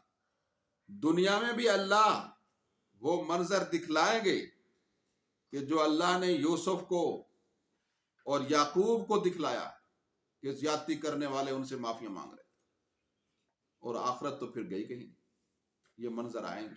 और ऐसा ही हुआ, नबी अलैहिस्सलाम ने कोई सिला रहमी की में कमी नहीं की। तो फतह मक्का में ठीक हिजरत के 8 साल बाद मक्का से निकालने वाले आपसे माफिया मांग रहे, गोया अब वो मक्का से निकल गए, नबी अलैहिस्सलाम की इजाजत से वहां रहे। तो बहरहाल सिला रहमी और उस सिला रहमी के नतीजे में मिलने वाली तकलीफों पर सबर, इसका अजर दुनिया में भी अल्लाह दिखला देते हैं और आखिरत में भी इसका बड़ा अजर। दुनिया में भी मंजर ये सामने आ जाते हैं, तो अपनी तरफ से इंसान कोशिश करे। फरमाया इंसान अपनी कोशिश का मुकल्लफ है। बाज़ औक़ात ऐसा होता है शरीयत का मुतालबा हमारे सामने किसी काम से मुतल्लक मौजूद होता है, लेकिन हम अपनी बशरी कमजोरियों से उसको पूरा करने से कासिर होते हैं, शिद्दत गज़ब की वजह से या हालात की वजह से। तो वहाँ इंसान जो है ये पढ़े औज़ु बिल्लाहि मिनश शैतान, उस वक़्त इंसान को शैतान अल्लाह ताला के प्रोग्राम से और रहनुमाई से और ताल्लुक़ और मार्फत से और कुरान की रहनुमाई से हटाना चाहते, तो फिर गुस्से को गालिब ना होने दे, औज़ु बिल्लाहि मिनश शैतानिर रजीम पढ़े, अल्लाह ताला शैतान का शर जो है वो उससे दूर कर देंगे और अल्लाह ताला मुआफ़क़त की, मुसालहत की कोई ना कोई सूरत पैदा कर। तो बहरहाल इस तकलीफ का भी एक अजर है। अब ये ऐसे ही समझें, मतलब ये एक आम सवाल है और ये होता अच्छे लोगों के साथ है कि वो बेचारे बहुत अच्छे होते हैं रिश्तेदारों के साथ, हर तरह के उनके हुकूक की अदायगी करते हैं, कोशिश करते रहते हैं, لیکن وہاں سے تکلیفیں ملتی رہتی اور مسلسل ملتی رہتی. تو پھر تکلیفوں سے بچنے کے لیے تو بہرحال انسان کیا کر دے، کنارہ کشی کر لے تکلیفوں سے بچنے کے لیے، اذیت سے بچنے کے لیے، لیکن اس کے باوجود رشتے کو نہ توڑے. کبھی کبھار کسی نہ کسی طرح سے خیر خیریت معلوم کر لینا اور تکلیف میں ہاتھ بٹا دینا، تو یہ ہے. باقی زیادہ نہیں کر سکتا تو کم سے کم اتنا ہے کہ رشتہ توڑنے والا ہو کر نہ مرے. یہ بڑا خطرناک معاملہ ہے. تو رشتہ داریوں کو توڑنا، یہ اللہ تعالیٰ نے فرمایا کیا ہے، یہ فاسق کی علامت. جن رشتہ داریوں کو جوڑنے کا اور صلہ رحمی کا اللہ نے حکم دیا ہے، ان کو نہیں توڑنا چاہیے. تو قطع رحمی یہ بڑا گناہ ہے. نبی کریم صلی اللہ علیہ وسلم کے پاس ایک صحابی ہے. رشتہ داروں کے تو بڑے حقوق ہیں. رشتے جو ہیں وہ اصول میں بھی ہوتے ہیں، فروع میں بھی ہوتے ہیں. اصول میں والدین ہیں، اوپر کے آباء و اجداد، یہ اصول ہے. والدین، ان کے والدین اوپر تک، باپ دادا پردادا. اور فروع بھی ہیں، یعنی اولاد الاولاد. پھر اس کے اطراف میں ذوی الارحام بھی ہیں، دیگر رشتہ دار بھی ہیں، ماموں ہیں، خالائیں ہیں، پھوپھیاں ہیں. سب کے ساتھ حسن سلوک سے پیش آئے، اپنی وسعت اور صلاحیت کے مطابق ہر طرح کی ان کو راحت پہنچانے کا انتظام کرے، اور اس کے ساتھ ساتھ اپنے پڑوسیوں کے حقوق کا بھی خیال کرے. نبی کریم صلی اللہ علیہ وسلم کے پاس ایک صحابی آئے. انہوں نے کہا حضرت مجھے کیسے پتا چلے گا کہ میں اچھا انسان ہوں یا برا؟ تو آپ صلی اللہ علیہ وسلم نے فرمایا کہ اگر تیرا پڑوسی تیرے رویوں سے خوش ہے تو بہت اچھا انسان ہے. اگر تیرا پڑوسی تیرے طرز عمل سے تکلیف میں ہے تو بہت برا انسان. یہ معیار ہے کسی انسان کے صالح اور فسادی ہونے کا. تو بہرحال یہ فسادیوں اور فاسقوں کے بارے میں اللہ تعالیٰ فرما رہے ہیں وَيُفْسِدُونَ فِي الْأَرْضِ، کہ وہ فساد کرتے ہیں زمین میں. تیسری علامت زمین میں یعنی لوگوں کو ایمان سے نفرت دلانا، یہ بھی فساد ہے. قرآن سے دور کرنا، یہ بھی فساد ہے. اور مسلمانوں میں گھس کر کم ہمتی اور بزدلی پیدا کرنا ان میں، کہ جی حالات نہیں ہیں جی، یہ نہیں ہے جی، وہ نہیں ہے. پھر کافر جس طرح چاہیں گے ذبح کرتے رہیں گے. اور اسی طریقے سے دین کے دشمنوں سے ساز باز کر کے مسلمانوں کے لیے تکلیف دہ اور پریشان کن حالات پیدا کرنا، اور ملکی امن و امان اور علاقائی سلامتی کو خطرے میں ڈالنا. اور اسی طریقے سے علماء کے عیبوں کو بیان کرنا. تو فرمایا کہ کوئی بھی نفرت انگیز، اشتعال انگیز رویہ اختیار کرنا یا فرقہ واریت پر مواد کو پھیلانا یا فرقہ وارانہ بنیاد پر گفتگو کرنا یا لسانیت کی بنیاد پر یا اسی طریقے سے علاقائیت کی بنیاد پر یا قومیت کی بنیاد پر لوگوں کو آپس میں ایک دوسرے سے دور کرنا، فرمایا یہ فساد فی الارض کی صورتیں ہیں. تو جو ایسا کرتا ہے وہ فاسق ہے. حدیث میں آتا ہے نبی کریم صلی اللہ علیہ وسلم نے ارشاد فرمایا جو بندہ جس طرح کی بھی عصبیت کو پھیلاتا ہے وہ ہم مسلمانوں کی جماعت کا فرد نہیں. یہ حدیث موجود ہے. لسانی عصبیت پھیلاتا ہے زبان کی بنیاد کو، جی ہماری زبان ویسا. سب زبانیں اللہ نے پیدا کی، سب رنگ اللہ نے پیدا کی، سب شکلیں سب صورتیں یہ اللہ نے پیدا کی، سب قومیں کنبے قبیلے علاقے اللہ نے پیدا کی. کوئی وطن کی محبت کو بت بنا لیتا ہے، کوئی زبان کی محبت کو بت بنا لیتا ہے، اس کی پوجا کرتا ہے. یہ انانیت کے بت ہے. ان کو توڑنا ضروری ہے. ایک اللہ وحدہ لا شریک کی عبادت فرمایا وہ ایک امت واحدہ ہو کر کرنی، امت واحدہ. یہ چیزیں صحابہ کرام میں تھی پہلے اسلام لانے سے پہلے. معمولی باتوں پر صدیاں 150 سال ان میں جنگیں جاری رہتی. لیکن جب اسلام کا نور آیا اور اس نور سے ان کے سینے منور ہو گئے، ان کا طرز عمل قرآن نے کہا رحماء بینہم، وہ آپس میں ایک دوسرے کے لیے رحم دل بن گئے، مہربان بن گئے. یہ صفت تو اللہ کی ہے، الرحمن الرحیم. لیکن فرمایا وہ رحماء بینہم بن، ایک دوسرے کے دکھ درد کو اپنا دکھ درد سمجھنے لگے. پھر اس قید سے وہ آزاد ہو گئے، لسانیت کی، علاقائیت کی، وطن کی. انسان کوئی بھی شخص اپنے اختیار سے اپنی مادری زبان بولنے والا پیدا نہیں ہوتا. یہ انسان کی کوئی چاہت نہیں ہوتی، یہ قدرت کی طرف سے انتظام ہے. کوئی بھی شخص کسی علاقے میں اپنے اختیار سے پیدا نہیں ہوتا. کوئی بھی شخص کسی قوم میں، اپنے قبیلے میں اپنے اختیار سے پیدا نہیں ہوتا. اور بھائی جن چیزوں پر انسان کا اختیار نہیں ہے اس پر افتخار کیسا ہے، اس پر فخر کیسا ہے، تکبر کیسا ہے. تو اس لیے ارشاد فرمایا وَيُفْسِدُونَ فِي جو چیزیں فساد. اسی طرح بعض روحانی امراض ہیں جو فساد کا ذریعہ ہے، غیبت، طعن و تشنیع، تحقیر آمیز رویے، اور اسی طریقے سے تہمتیں، الزام تراشیاں. یہ وہ چیزیں ہیں کہ جس سے انسانوں میں منافرت پیدا ہوتی ہے، نفرتیں پھیلتی ہیں اور فساد جو ہے وہ جنم لیتے ہیں. تو ایسا کرنے والے لوگ فاسق ہیں. تو اللہ تعالیٰ نے ان سے ناراضگی کا اظہار کیا ہے اور انہیں یہ کہا ہے کہ یہ دنیا میں بھی نقصان اٹھائیں گے، اور اٹھاتے ہیں یہ لوگ نقصان. یہ لوگ نقصان ایک دفعہ نبی کریم صلی اللہ علیہ وسلم ایک غزوے میں تشریف لے جا رہے، واپس آ رہے تھے. پانی کے ایک گھاٹ پر ایک مہاجر، ایک انصاری، وہ پانی بھر رہے تھے کسی حوض تالاب میں راستے میں. تو ایک مہاجر نے دل لگی کے طور پر کوئی عمل ایک انصاری کے ساتھ کیا. تو وہاں عبداللہ بن ابی منافق بھی موجود تھا. شیطان کا کام ہوتا ہے وہ لگائی بجھائی کرتا ہے، لوگوں میں لڑاتا ہے. تو اس نے کہا کہ دیکھو یہ تمہیں ایسا کر دیا. اس نے کوئی بات کی انصاری نے، تو مہاجر نے کہا جی میں نے تو پیار محبت میں ایسا کیا ہے، تو یہ تو کوئی ایسی بات نہیں ہے.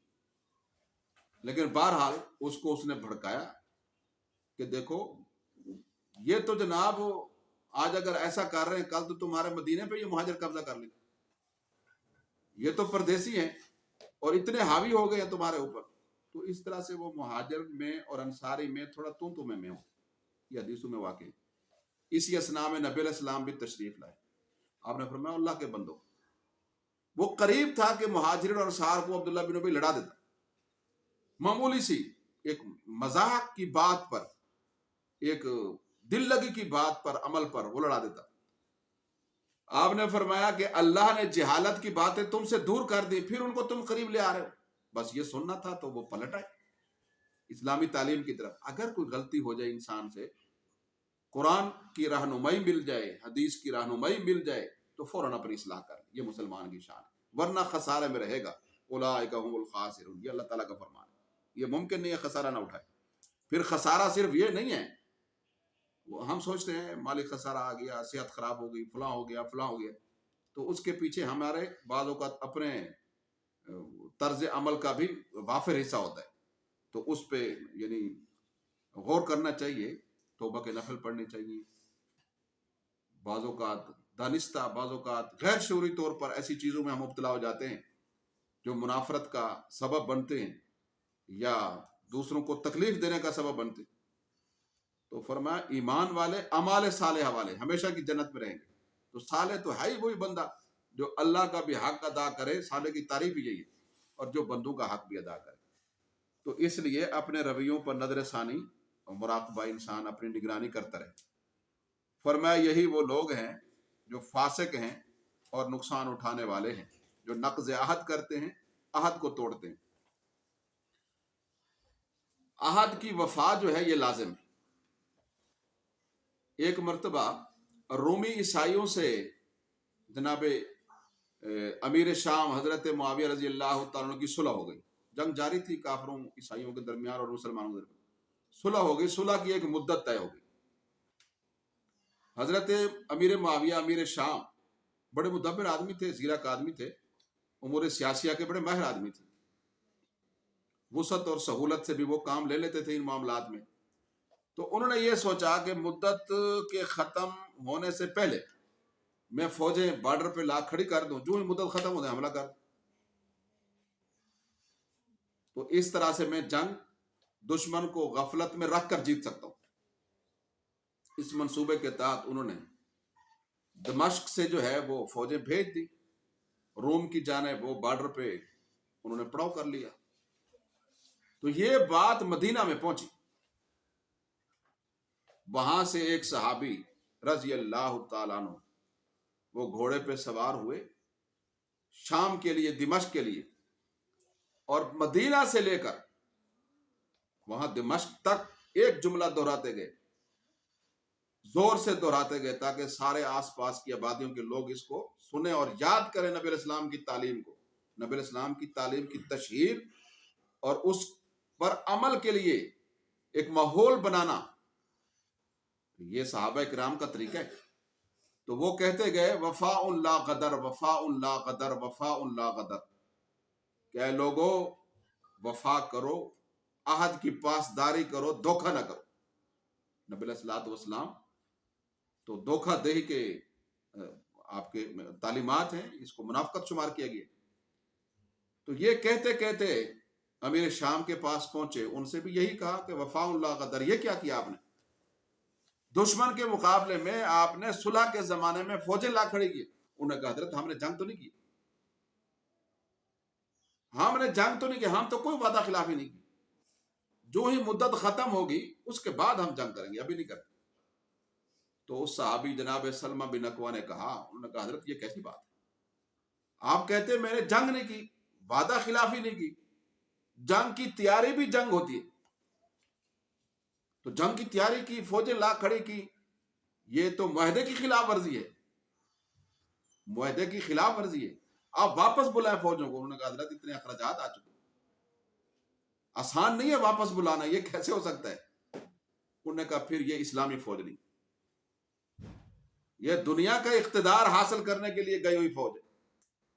اور نبی کریم صلی اللہ علیہ وسلم نے جہاد اس کوشش کو قرار دیا ہے جو اعلاء کلمت اللہ کے لیے، اللہ کے دین کو بلند. آپ تو اللہ کے دین کو پس پوچھ ڈال. یہ اقتدار کی جنگ ہے، اور اقتدار کی جنگ یہ مسلمان کا شیوا نہیں. تو آپ اپنی حیثیت جو ہے وہ متعین کر لیں. تو انہوں نے کہا یہ بات تو میرے ذہن میں نہیں تھی کہ جنگ کی تیاری بھی جنگ کا حصہ ہے، واقعی یہ بات آپ نے بصیرت کی ہے. تو اسی وقت حکم دیا فوجوں کو دمشق واپس آنے، اور پھر وہ واپس آئے. جب عیسائیوں کو یہ بات معلوم ہوئی تو انہوں نے ہمیشہ کے لیے مسلمانوں سے اس علاقے میں صلح کر لی کہ ان کی اتنی عالی شان تعلیمات ہیں، اور ان کے حاکم کو ایک عام مسلمان بھی اسلام پر پلٹنے کے لیے مجبور کر سکتا ہے. تو یہ رویہ ان کو اتنا پسند آیا کہ انہوں نے کہا انہوں نے عہد کی حقیقی پاسداری کا درس دیا ہے، اور ہماری جانیں، ہمارے مال محفوظ رہے ہیں اس ایک حکم کی وجہ سے، تو ہم ہمیشہ کے لیے. انہوں نے پھر دائمی صلح کر لی. میں عرض یہ کر رہا ہوں کہ وفائے عہد کے بڑے نفع ہیں اور نقض عہد کے بڑے نقصانات.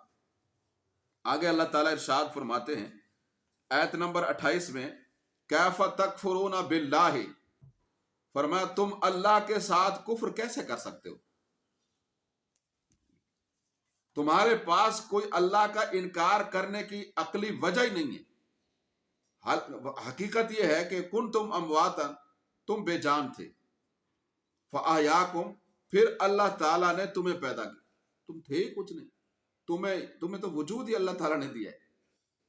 تم اللہ کا انکار کر ہی نہیں سکتے. ثم یمیتکم، پھر اللہ تمہیں موت دے گا. ثم یحییکم، پھر تمہیں زندگی دے گا، زندہ کرے گا. ثم الیہ ترجعون، پھر تم اسی کی طرف لوٹائے جاؤ گے. تو اللہ تعالیٰ نے یہ سوال پوچھا لوگوں سے اس آیت مبارکہ 28 میں سورہ بقرہ کہ تم لوگ تو بے جان تھے، عدم محض تھے، اللہ نے تمہیں وجود دیا، وہی تمہیں موت دیتا ہے، وہی تمہیں دوبارہ زندہ کرے گا. تو جو اللہ تمہاری موت و حیات کا مالک ہے، جو اللہ تمہاری زندگی اور موت کا مالک ہے، اور جو تمہارے یہ سارے فیصلے کر رہا ہے اور تمہیں وجود کی دولت سے مالا مال کیے ہے، تو تم اسی کے ساتھ کفر کر رہے ہو. یہ کیسی بات؟ تمہاری عقل کام نہیں کرتی. تم اسی کو اپنا معبود اور رب ماننے کے لیے تیار نہیں ہو، یہ کیسی بات؟ حالانکہ تم لوٹ کر بھی اسی کے پاس جاؤ گے، تو پھر اللہ تعالیٰ کے سامنے کس طرح سے دنیا میں اپنی گزاری گئی زندگی کا کیسے حساب دو گے؟ ان سوالوں کا جواب کیسے دو گے اللہ تعالیٰ کو؟ تو فرمایا پھر اپنے کفر پر کیا دلیل پیش کرو؟ اس لیے ارشاد فرمایا کیف تکفرون باللہ، کہ تم اللہ کے ساتھ کفر کیسے کر سکتے ہو، حالانکہ تم بے جان تھے، اللہ نے تمہیں پیدا کیا، زندگی دی، ثم یمیتکم، پھر تمہیں موت دے گا، ثم یحییکم، پھر تمہیں زندگی دے گا، باس بعد الموت، ثم الیہ ترجعون، پھر تم اسی کے لوٹائے جاؤ گے۔ جب وہاں جاؤ گے تو آخر کس منہ سے جاؤ گے؟ پھر کفر اور انکار لے کر کس منہ سے جاؤ؟ هو الذی خلق لکم ما فی الارض جمیعا، فرمایا اللہ تو وہ ذات ہے کہ اسی نے پیدا کیا ہے جو کچھ بھی ہے زمین میں، سب کا سب، زمین کے اندر بھی جو کچھ ہے وہ سب کا سب اللہ نے پیدا کیا۔ اس کا معنی یہ ہے کہ زمین کے اندر کی مخلوقات بھی بہت زیادہ ہے، معدنیات ہیں، اور اس کے علاوہ اللہ تعالیٰ کی دیگر جو ہے وہ مخلوقات ہیں۔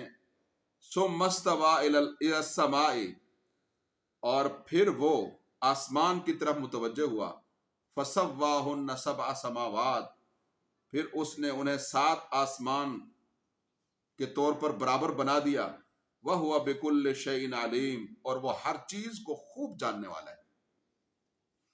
اس آیت میں فرمایا گیا ہے کہ زمین میں جو کچھ ہے اللہ ہی نے پیدا کیا، زمین کے اوپر بھی، زمین کے اندر بھی، خود زمین بھی، سب اللہ نے پیدا کیا، اور تمہیں جو بھی زمین کے اندر ہے اس سے فائدہ اٹھانے کی اللہ نے صلاحیت بھی دی۔ زمین کے اندر کی چیزوں کو استفادے میں لاؤ، اور فرمایا کہ اور تم فائدہ اٹھا بھی رہے ہو زمین کے اندر کی چیزوں سے، معدنیات ہیں اور دیگر ذخائر ہیں ہر چیز کے۔ فرمایا پھر بھی اگر تم کفر کرو تو کس قدر نادانی کی بات ہے۔ اللہ اکبر۔ اور پھر تمہارے اوپر جو درجہ بردرجہ 7 آسمان ہیں، دیکھو اللہ نے کیسے ان پر توجہ فرمائی، اتنی بڑی چھت کسی ستون کے بغیر اللہ نے قائم فرما دی، اس کی تخلیق بے مثال، اس کا علم با کمال، فرمایا وَهُوَ بِكُلِّ شَيْءٍ عَلِيمٌ۔ تو ایسے عظیم رب کو چھوڑ کر تم کہاں جا رہے؟ آگے اللہ تعالیٰ نے ارشاد فرمایا آیت نمبر 30 میں، وَإِذْ قَالَ رَبُّكَ لِلْمَلَإِ، اپنی حیثیت اور حقیقت کو پہچانو۔ اللہ نے عقل و دانش کی تمہیں نعمت عطا کی، اسے بروئے کار لاؤ۔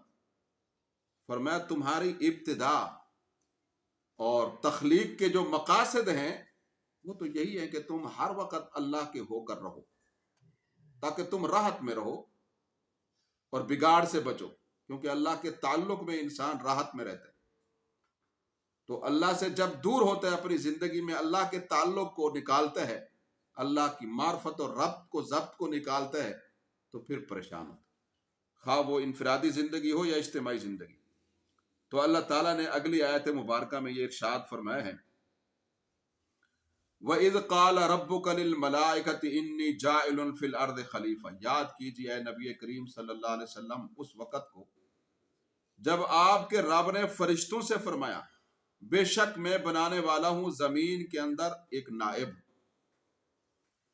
قالو، تو فرشتوں نے کہا، یہ مشورہ نہیں تھا۔ بعض لوگ کہتے ہیں جی مشورے کی بڑی اہمیت ہے، اللہ تعالیٰ نے فرشتوں سے مشورہ لیا انسان بنانے کے لیے، اللہ کو کسی کو کوئی مشورے کی ضرورت نہیں۔ وہ علام الغیوب ہے، حقیقتوں کی کنہ سے، چیزوں کی کنہ اور حقیقت سے آگاہ ہے۔ یہ تو اللہ کا حکم اور اعلان ہے کہ میں ایسا کرنے والا ہوں۔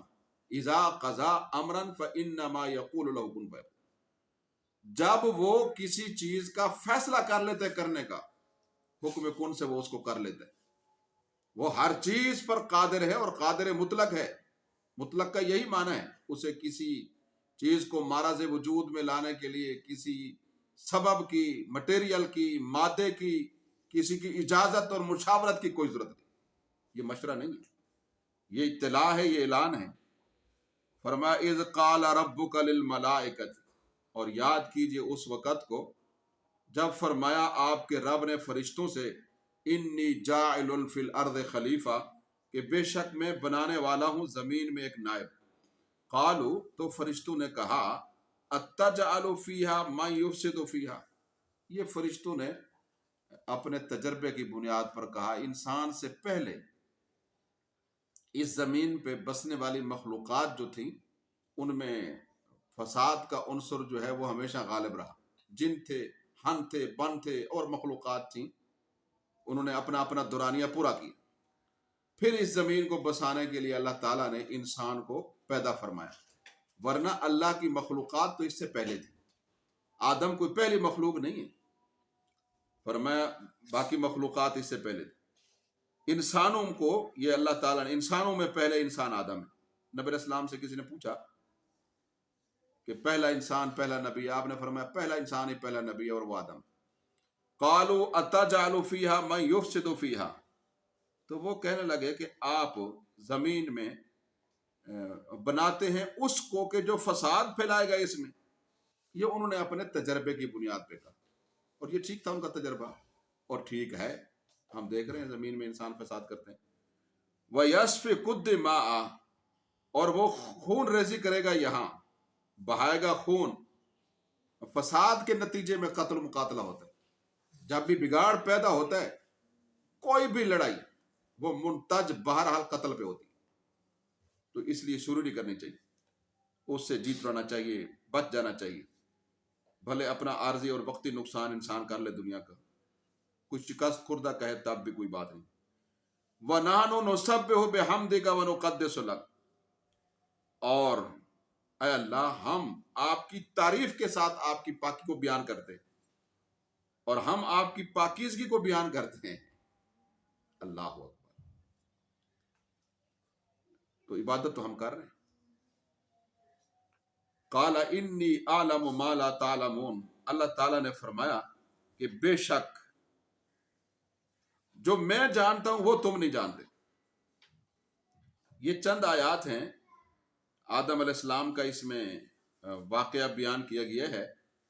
تو ان کا ترجمہ آپ پہلے ملاحظہ فرما لیں، پھر تاکہ ان کی تفسیر سمجھنا آسان ہو جائے. وَعَلَّمَ، آیات نمبر 31، وَعَلَّمَ آدَمَ الْأَسْمَاءَ كُلَّهَا، اور سکھلائے اللہ نے آدم کو سب چیزوں کے نام، کہ یہ زمین ہے، اس کی یہ خاصیت ہے، یہ زمین میں یہ مخلوقات ہیں، ان کے یہ نام ہیں، ان کی یہ خاصیت ہے، ان کا یہ استعمال کا طریقہ ہے.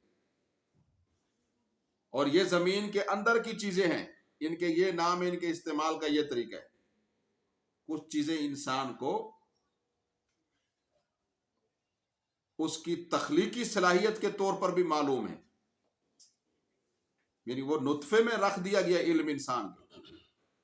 جیسے حواس کے ذریعے بعض چیزوں کو ہم معلوم کرتے ہیں، اسی طرح ہم اپنی جسمانی ساخت کے ذریعے، یہ بھی ایک احساس اور شعور اللہ نے رکھا ہے، اس کے ذریعے بھی ہمیں علم ہوتا ہے، اور وہ آدم علیہ السلام کے خون سے ہمیں یہ ملا ہے. وَعَلَّمَ آدَمَ الْأَسْمَاءَ، اور سکھلا دیا اللہ نے آدم کو ہر چیز کا نام. ثُمَّ عَرَضَهُمْ، پھر انہی چیزوں کو اللہ نے پیش فرمایا علی الملائکۃ، فرشتوں پر. فَقَالَ أَنبِئُونِي بِأَسْمَاءِ هَؤُلَاءِ، اللہ تعالیٰ نے فرمایا بتلاؤ مجھے تم ان چیزوں کے ناموں کے متعلق، ان کنتم صادقین، اگر تم سچے ہو. قالو، فرشتے کہنے لگے سبحانک، آپ کی ذات پاک ہے ہر نقص و عیب سے. لا علم لنا الا ما علمتنا، ہم تو نہیں جانتے بس اتنا ہی جتنا آپ ہمیں بتلا دیتے. انک انت العلیم الحکیم، بے شک آپ خوب جاننے والے ہیں اور بڑی حکمت والے ہیں، دانائی والے ہیں. تو ہمیں آدم کی تخلیق کا نہ علم ہے، نہ ان چیزوں کی تخلیق کا علم ہے، نہ ان کی حکمت سے ہم آگاہ ہیں، یہ آپ ہی جانتے. تو یعنی فرشتوں نے اپنے پہلے والے قول سے رجوع کر لی، اپنی دانست کے مطابق انہوں نے بات پیش کی. قال یا آدم انبئہم باسمائہم، اللہ تعالیٰ نے فرمایا اے آدم خبر دے دیجئے ان فرشتوں کو ان چیزوں کے ناموں کے متعلق بتلائیے ذرا. فلما انبأہم باسمائہم، پھر جب خبر دے دی آدم علیہ السلام نے ان فرشتوں کو ان چیزوں کے متعلق. قال، تو اللہ تعالیٰ نے ارشاد فرمایا الم اقل لکم، اے میرے فرشتوں کیا نہیں کہا تھا میں نے تمہیں، انی عالم غیب السماوات والارض، کہ بے شک میں خوب جانتا ہوں آسمانوں اور زمینوں کی پوشیدہ چیزوں کو، وَأَعْلَمُ مَا تُبْدُونَ، اور جانتا ہوں، میں زیادہ جانتا ہوں، خوب جانتا ہوں ان چیزوں کو جو تم ظاہر کرتے ہو، وَمَا كُنْتُمْ تَكْتُمُونَ، اور جن کو تم چھپاتے ہو، وَإِذْ قُلْنَا لِلْمَلَائِكَةِ اسْجُدُوا، اور یاد کیجئے اس وقت کو جب ہم نے کہا فرشتوں کو کہ تم سجدہ کرو آدم کو، فسجدوا، سب نے سجدہ کیا، الا ابلیس، مگر شیطان نے نہیں کیا، ابلیس نے نہیں کیا، ابا، اس نے انکار کیا، واستکبر، اور تکبر کیا، وکان من الکافرین، اور ہو گیا انکار کرنے والوں میں سے، کانا کا معنی ہو گیا، من کا معنی سے کافرین، کافروں میں سے، وقلنا، اور ہم نے کہا، یا آدم، اے آدم، اسکن، رہائش پکڑ، انتا، تو، وزوجوکا، اور تیری بیوی یعنی حوا، الجنت، جنت میں، وَكُلَا مِنْهَا رَغَدًا، اور تم دونوں اس جنت سے کھاؤ وسعت کے ساتھ، حیث شئتما، جہاں سے چاہو۔ دنیا میں کھانے کا دستور اور ہے، جنت میں اور۔ دنیا میں کھانے کے لیے احکام ہیں، کلو وشربو لا تسرفو، کھاؤ پیو لیکن اسراف نہ کرو، خرچ کرو مال کو، کنجوسی نہ کرو، لیکن اسراف نہ کرو خرچ میں، اور کنجوسی بھی نہ کرو۔ ضرورت ہو تو پھر ہاتھ کو روکو نہیں، ضرورت نہ ہو تو خرچ نہ کرو۔ فرمایا لا، ضرورت کی جگہ میں زیادہ خرچ بھی نہ کرو، دنیا میں تو یہ دستور ہے، تو نہ اسراف کرنا ہے نہ بخل کرنا ہے۔ اللہ اکبر، لا تقربا، اس کا اللہ تعالیٰ نے حکم دیا ہے قرآن میں کہ ضرورت کی جگہ میں زیادہ نہیں کرنا، اور ضرورتیں ہماری اور ان کے اخراجات یہ بھی شریعت میں طے ہے، تو کتنا ہم تجاوز کرتے ہیں اس سے بھی ہم بخوبی آگاہ ہیں۔ تو اللہ تعالیٰ ہمیں نبی علیہ السلام کے طریقوں کی طرف پلٹنے کی توفیق عطا فرمائے۔ وَلَا تَقْرَبَا هَٰذِهِ الشَّجَرَةَ، ہم یہ سمجھتے یہ ہمارا مال ہے، اس کو جیسے چاہیں استعمال کریں، یہ ہمارا نہیں ہے، یہ اللہ کا عطا کر دے۔ مجازی طور پر اللہ تعالیٰ نے ہمیں اپنی ضرورتوں کو اور اس مال سے متعلق جو عبادتیں ہیں ان کو پورا کرنے کے لیے مال عطا کیا، لیکن جنت کا یہ قانون نہیں ہے، وہاں وسعت کے ساتھ، سہولت سے ساتھ جو چاہے کھائے، یہ من چاہی زندگی وہاں ملے گی، آزادی۔ یہاں تو بہرحال ایک بارڈر ہے، اس کو کراس نہیں کرنا۔ لا تقرب، ہر معاملے میں لا تقرب هذه الشجرة، فرمایا تم دونوں قریب نہ جاؤ اس درخت کے، فتکون من الظالمین، ورنہ تم ظلم کرنے والوں میں سے ہو جاؤ گے۔ ظلم اصل میں کہتے ہیں کسی چیز کو اپنے مقام سے ہٹا کر رکھنا، مثلا یہ ٹوپی ہے تو اس کو سر پہ رکھا جاتا ہے، اس کا یہ مقام ہے، اس کو پاؤں میں نہیں ڈال سکتے، اور جرابیں ہیں تو ان کو سر پہ نہیں رکھ سکتے، ایسا کریں گے تو یہ ظلم ہے، زیادتی ہے۔ تو کسی بھی چیز کو اپنے مقام سے ہٹا کر اور جگہ میں رکھ دینا یہ ظلم، کسی بھی چیز کو، ایک منصب کا اگر کوئی آل نہیں ہے اس کو کوئی منصب دے دے تو یہ ظلم ہے، اور جب ظلم سے ہی ابتدا ہوگی تو پھر ظلم ہی ہوگا۔ بیج ظلم کا ہو تو اس سے انصاف کا جو ہے پھل کیسے آ سکتا ہے؟ ممکن نہیں ہے۔ تو فرمایا فتکون من الظالمین، ورنہ تم ظالم ہو جاؤ۔ فَأَزَلَّ، کیوں؟ اس لیے ظالم ہو جاؤ گے کہ انسان کا تو کام ہی اللہ کے حکم میں رہنا ہے، کہ جب وہ اللہ کے حکم کی عدولی میں جائے گا تو اپنی جگہ سے ہٹ جائے گا، یہ ضرور ہے۔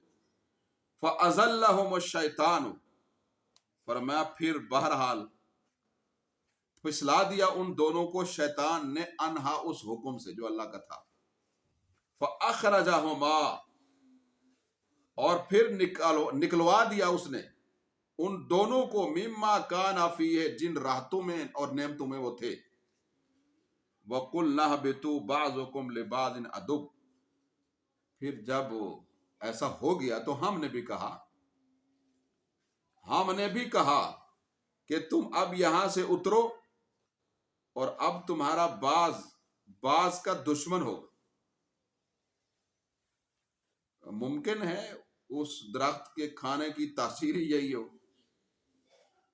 بعض چیزیں طبیعت میں شدت بھی پیدا کر دیتی ہیں. والعلم عند اللہ. وَلَكُمْ فِي الْأَرْضِ، جنت میں تو وہ شدت زہر نہیں ہوئی لیکن بہر ہو گئی. وَلَكُمْ فِي الْأَرْضِ مُسْتَقَرٌّ، اور فرمایا تمہارے لیے زمین میں اب ٹھکانہ ہے، جنت کی بجائے وہاں ٹھکانہ ہے. وَمَتَاعٌ إِلَىٰ حِينٍ، اور نفع ہے ایک وقت مقرر تک، وہاں تمہارے لیے رہنا اور رہنے کا سامان یہ ہے، لیکن وقت مقرر، ہمیشہ وہاں نہیں رہنا، ہمیشہ کے لیے تو جنت ہے مومن کی. فَتَلَقَّىٰ آدَمُ مِن رَبِّهِ، پھر سیکھ لیے آدم علیہ السلام نے اپنے رب سے چند کلمات. فَتَابَ عَلَيْهِ، تو بہرحال اللہ بھی ان پر متوجہ ہو گئے. إِنَّهُ هُوَ التَّوَّابُ الرَّحِيمُ، اللہ توبہ کو بے شک قبول کرنے والے اور نہایت مہربان ہے. تو ان الفاظ کے ذریعے ربنا ظلمنا انفسنا وَإِن لَّمْ تَغْفِرْ لَنَا وَتَرْحَمْنَا لَنَكُونَنَّ مِنَ الْخَاسِرِينَ، سورہ اعراف. ان الفاظ کے ذریعے جب حضرت نے توبہ کی اور حضرت حوا نے، تو اللہ تعالیٰ نے ان کی توبہ کو قبول کیا. اور توبہ کا دستور یہ ہے کہ مخلصانہ دل کے ساتھ اللہ کی طرف کوئی پلٹ کر آ جائے، کفر سے، شرک سے، عصیان سے، نسیان سے، فسق و فجور سے، گناہ سے، تو اللہ تعالیٰ اس کو ایسا معاف کرتے ہیں کہ جیسے اس نے گناہ کیا نہیں. صرف یہ نہیں، توبہ ایک نیکی ہے، اس نیکی کے ذریعے اللہ اس کے گناہوں کو بھی معاف فرماتے ہیں اور گناہوں کو نیکیوں میں بھی تبدیل فرماتے ہیں. قُلْنَا اهْبِطُوا، اللہ تعالیٰ فرماتے ہیں ہم نے حکم دیا، منہا جمیعا، تم سب کے سب یہاں سے اترو. تھے تو دو، لیکن ان کی پشتوں میں، آدم علیہ السلام کی پشت میں اللہ نے پوری انسانیت رکھی ہوئی تھی. سب اترو. فَإِمَّا يَأْتِيَنَّكُم مِّنِّي هُدًى، پھر اگر تمہارے پاس میری کوئی رہنمائی آئے، ہدایت آئے، تو فَمَن تَبِعَ هُدَايَ، جس نے میری ہدایت کی رہنمائی کی، لا خوف علیہم، تو ان پر نہ کوئی خوف ہوگا، ولا هم يحزنون، اور نہ وہ غمگین، نہ گزشتہ زندگی کا کوئی غم لاحق ہوگا، نہ کوئی آنے والی زندگی میں خوف. والذین کفروا وکذبوا بآیاتنا، اور رہے وہ لوگ کہ جنہوں نے انکار کیا اور جھٹلایا ہماری آیات کو، ہمارے احکام کو، ہمارے انبیاء کے معجزات کو. اولئک اصحاب النار، تو یہ وہ لوگ ہیں جو جہنم والے ہیں. ہم فیہا خالدون، یہ اس کے اندر ہمیشہ رہیں گے. یہ آیت نمبر 29 تک جو ہے یہ ترجمہ آپ نے ملاحظہ فرمایا. وَإِذْ قُلْنَا، آیت نمبر، یہ آیت نمبر ہے 34، اور یہ آیت نمبر 39 تک ترجمہ ملاحظہ فرمایا. وَإِذْ قُلْنَا لِلْمَلَإِ، ان کی مختصر سی تفسیر یہ ہے کہ اللہ تبارک و تعالی آیت نمبر 34 کے اندر ارشاد فرماتے ہیں کہ جب آدم علیہ السلام کی برتری فرمایا کہ وہ زہر فرما دی فرشتوں کے اوپر اور تخلیق فرمائی اور اس کا ارادہ فرمایا، تو فرشتوں سے اللہ تبارک و تعالیٰ نے یہ ارشاد فرمایا 29 سے کہ میں ایسا کرنے والا ہوں. تو فرشتوں نے اپنے خدشے کا اظہار کیا زمین پر رہنے والی پہلی مخلوقات کو دیکھنے کی وجہ سے. تو آدم علیہ السلام کا قرآن پاک کی 9 مختلف صورتوں میں 25 آیات میں 25 مرتبہ ذکر آئے. ویسے لفظ آدم کا معنی سریانی یا عبرانی زبان میں مٹی ہوتا ہے، گندم کو. تو غالب عنصر چونکہ مٹی تھا، باقی عناصر اربع سے آپ کی تخلیق ہوئی، آگ، پانی، مٹی، ہوا، ڈھانچہ بنایا گیا. اس میں گارا مٹی سے، پانی اس میں تھا، گارا بنایا گیا اس سے. پھر جب ڈھانچہ بن کر تیار ہو گیا تو گرم ہوا چلی، اس میں یعنی آگ بھی تھی اور ہوا بھی تھی. تو وہ اس ڈھانچے کو اس گرم ہوا نے خشک کیا. پھر اللہ تعالیٰ نے روح پھونکا تو وہ نقل و حرکت کرنے والے ہو گئے، زندہ ہو گئے، حیات آ گئی ان میں.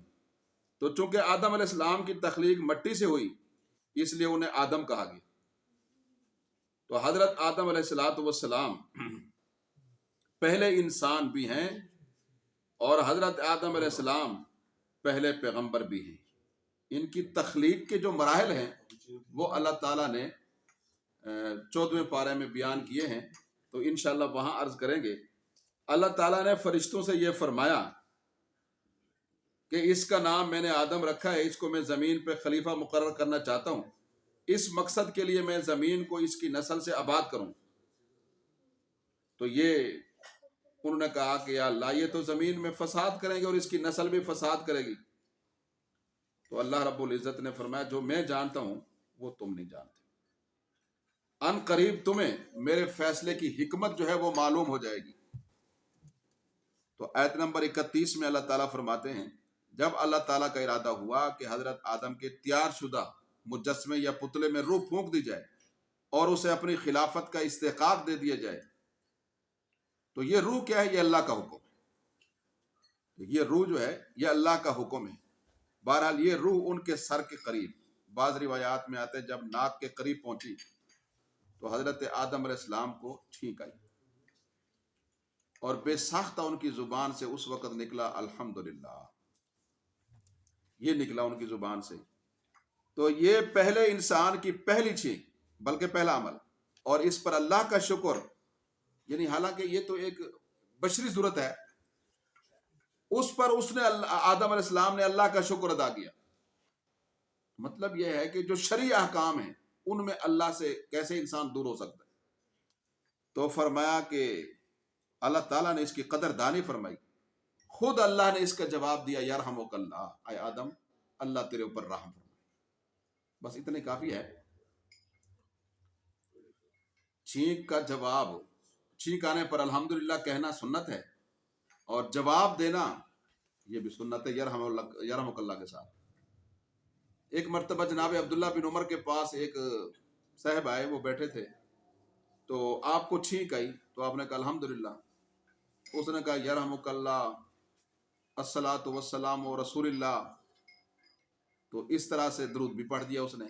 तो हजरत अब्दुल्ला बिन उमर ने फरमाया, अल्लाह के बंदो ये जायज नहीं, जितना सुन्नत में है उतना कहो, उससे ज्यादा ना कहो। बेशक दरूद बड़ा कार्य सवाब है लेकिन उसका ये मकाम नहीं, बड़ा कार्य सवाब है लेकिन उसका ये मतलब ये है कि सुन्नत के साथ किसी और चीज की आमेजश नहीं करनी चाहिए, उसको खालिस रखना चाहिए। ये सुन्नत की कितनी बड़ी अहमियत है। अल्लाह एक बात। दूसरी बात यह है कि अगर किसी, मसला भी एक समझ ले, अगर किसी को नजला हो तो जाहिर है उसको तो बार बार छींकी आती, कई दिन आती, 3 दिन लग रही थी, तो फिर क्या हर दफा वो अल्हम्दुलिल्लाह कहे? बाजों का छींके उसको इतना वक्फा भी नहीं देते। और फिर सुनने वाला बेचारा, वो भी जाहिर है कि मुश्किल है उसके लिए कि वो इतना मुसलसल उसको जवाब देते रहे यरहमुकल्लाह। एक मर्तबा नबी इस्लाम के सामने एक शख्स को एक छींक आई, आपने कहा, उसने कहा अल्हम्दुलिल्लाह, आपने कहा यरहमुकल्लाह। फिर 2-3 मर्तबा जब आई तो आपने फरमाया अंत मस्कूम, आपको तो जुकाम लगा हुआ है, तो जुकाम वाले को जवाब देना या उसके लिए अल्हम्दुलिल्लाह कहना ये जरूरी। बहरहाल ये मसला खत्म हो गया। तो फरमाया कि आदम अलैहिस्सलाम को छींक आई, उन्होंने कहा अल्हम्दुलिल्लाह, अल्लाह पाक ने कदरदानी फरमाई इसकी कि उन्होंने अल्लाह की तहमीद की। अल्लाह। अब देखिए, जो फरिश्तों ने कहा था नहनु नुसब्बिहु बिहम्दिका व नुक़द्दिसु लक, फरिश्तों की तो तख्लीक इसी मकसद के लिए हुई है। आदम की तख्लीक तो खिलाफत के लिए हुई है, तो खिलाफत की जिम्मेदारियों में और बहुत सी चीजें हैं, वहां ये भी है, अल्लाह की इबादत भी है, उसने मामलात भी हैं, मुआशरत भी है, बहुत से मामलात हैं इंसानी तमद्दुन के हवाले से। लेकिन आदम की जुबान से सबसे पहले अल्हम्दुलिल्लाह निकला है, अल्लाह की तारीफ निकली है, वो फरिश्तों के सवाल का जवाब हो गया कि जो उन्होंने कहा था अल्लाह अकबर।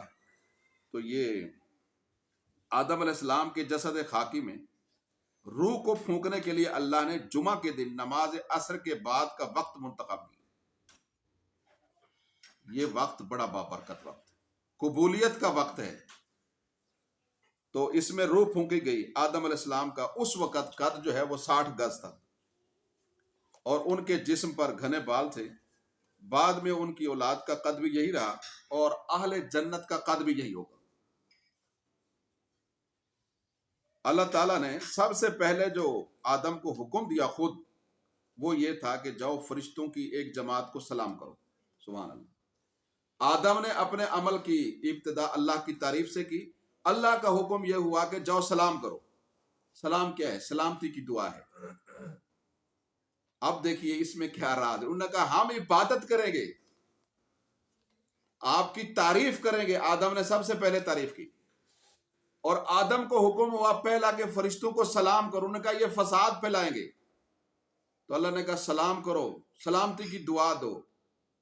تو کہا یہ جب اللہ کی تعریف میں انسان رہے گا، معرفت میں رہے گا، وہ سلامتی ہی پھیلانے والا ہوگا. تو فرشتوں کا وہ سوال بھی ختم ہو گیا کہ یہ فساد پھیلائیں.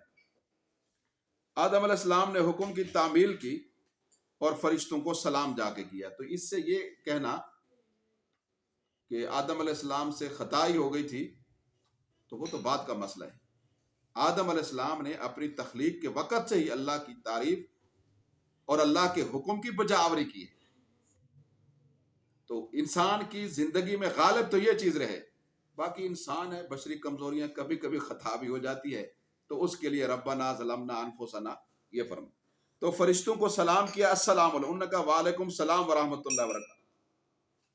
تو حضرت آدم علیہ السلام بارگاہ خداوندی میں حاضر ہوئے تو اللہ تعالیٰ نے فرمایا کہ یہ جو کلمات ہیں سلام کے، تمہاری اولاد کی باہمی ملاقات کے وقت ابتدائی کلمات بطور تحیہ اور سلام کے یہ مقرر کیے جاتے ہیں.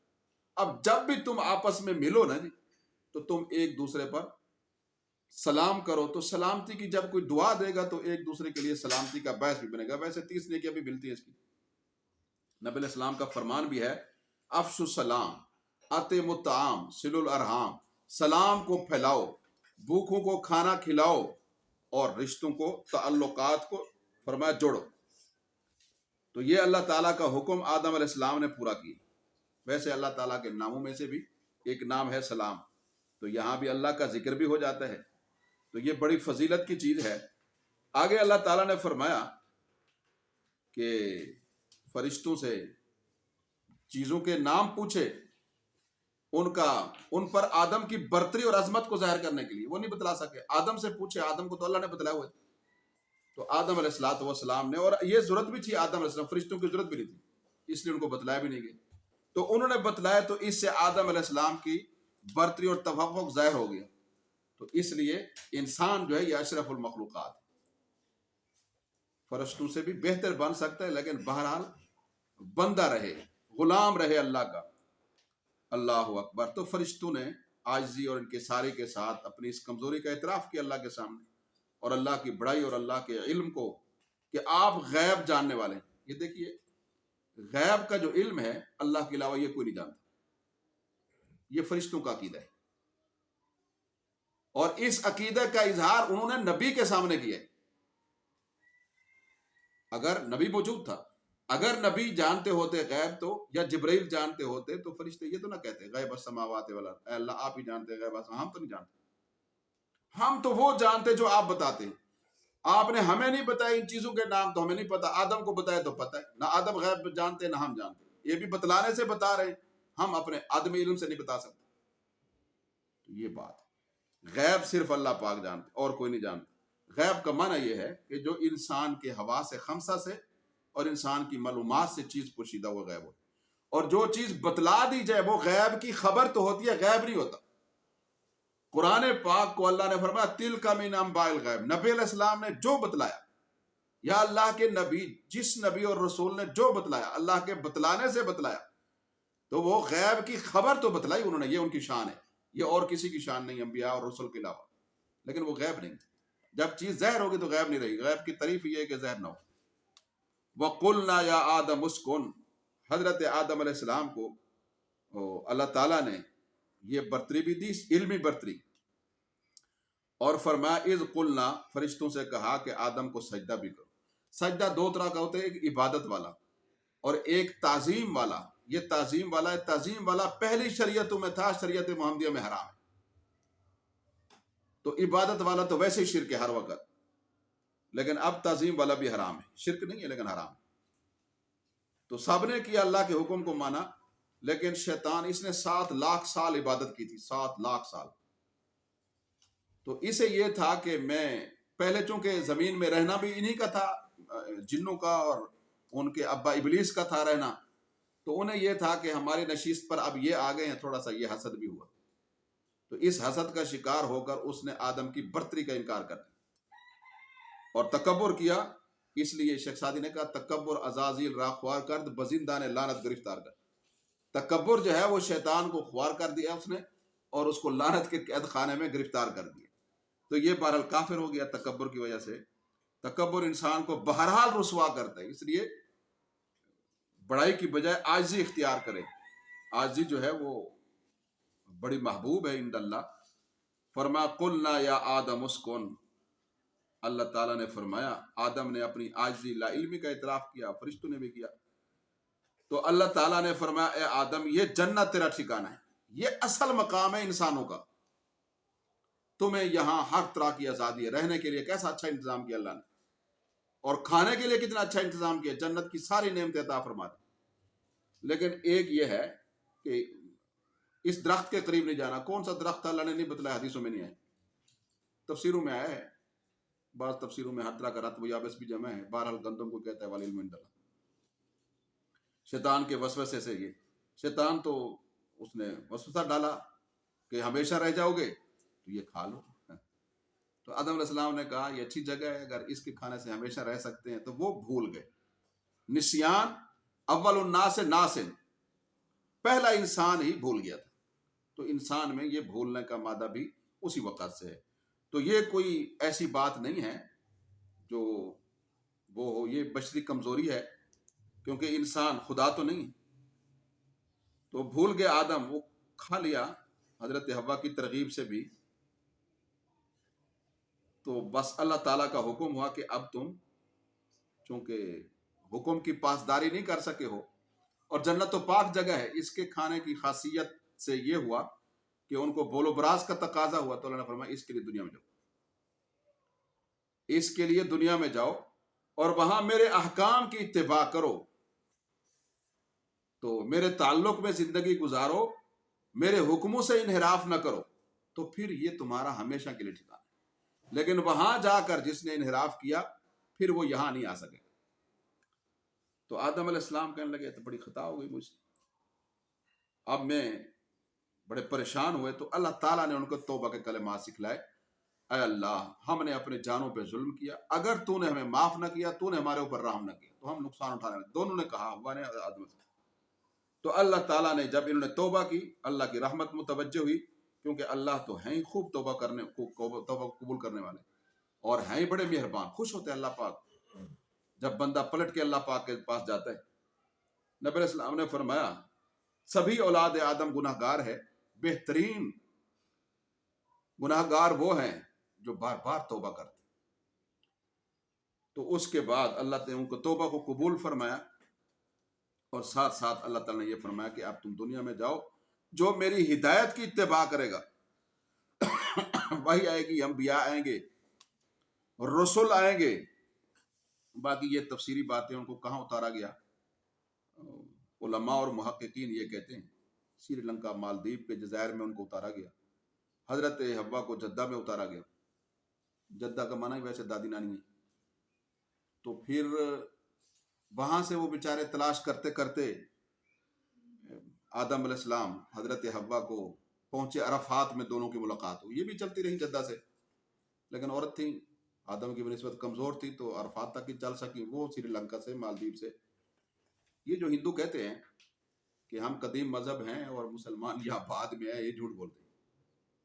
اللہ کا پہلا نبی اسی خطے میں آئے، پہلا سجدہ اللہ کی عبادت ہی یہاں ہوئی ہے زمین میں. تو زمین کا تو پہلا انسان، اللہ کا پہلا نبی، مسلمان، وہ ہندوستان میں ہے. یہ تو زمین ہے ہی مسلمانوں کی. تو یہ جزائر نبان، مالدیپ، سری لنکا، یہ سب ہندوستان تھا اس زمانے میں. تو بہرحال اللہ تعالیٰ سے یہ دعائیں کی، اللہ تعالیٰ نے قبول فرمائی. زمین کے اندر جب وہ آ گئے تو اللہ تعالیٰ نے فرمایا کہ تم لوگوں کی رہنمائی کے لیے میرے پاس وقتاً فوقتاً احکامات، ہدایات آتی رہیں گی، تم ان کی روشنی میں زندگی گزارنے کے پابند ہو. اگر تم نے ان احکام کے مطابق عمل کیا تو تمہارے پاس خوف غم کچھ بھی نہیں قریب آئے.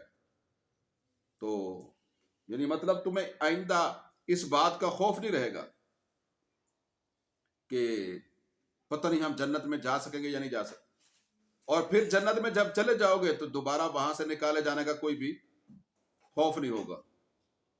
اللہ یہ تسلی دی اللہ تعالیٰ نے تو اہل ایمان کو آدم علیہ السلام کے واسطے سے. تو مسلمان کا جو اصل گھر ہے، جو اصل ٹھکانہ ہے، وہ تو جنت ہے. تو اللہ تعالیٰ ہمیں انبیاء اور رسول کی تعلیمات پر دنیا میں عمل پیرا رہنے کی توفیق نصیب فرما کر جنت اور اس کی ابدی نعمتیں نصیب فرمائے. کہنے سننے سے زیادہ نیک اور مقبول عمل کی توفیق عطا فرمائے.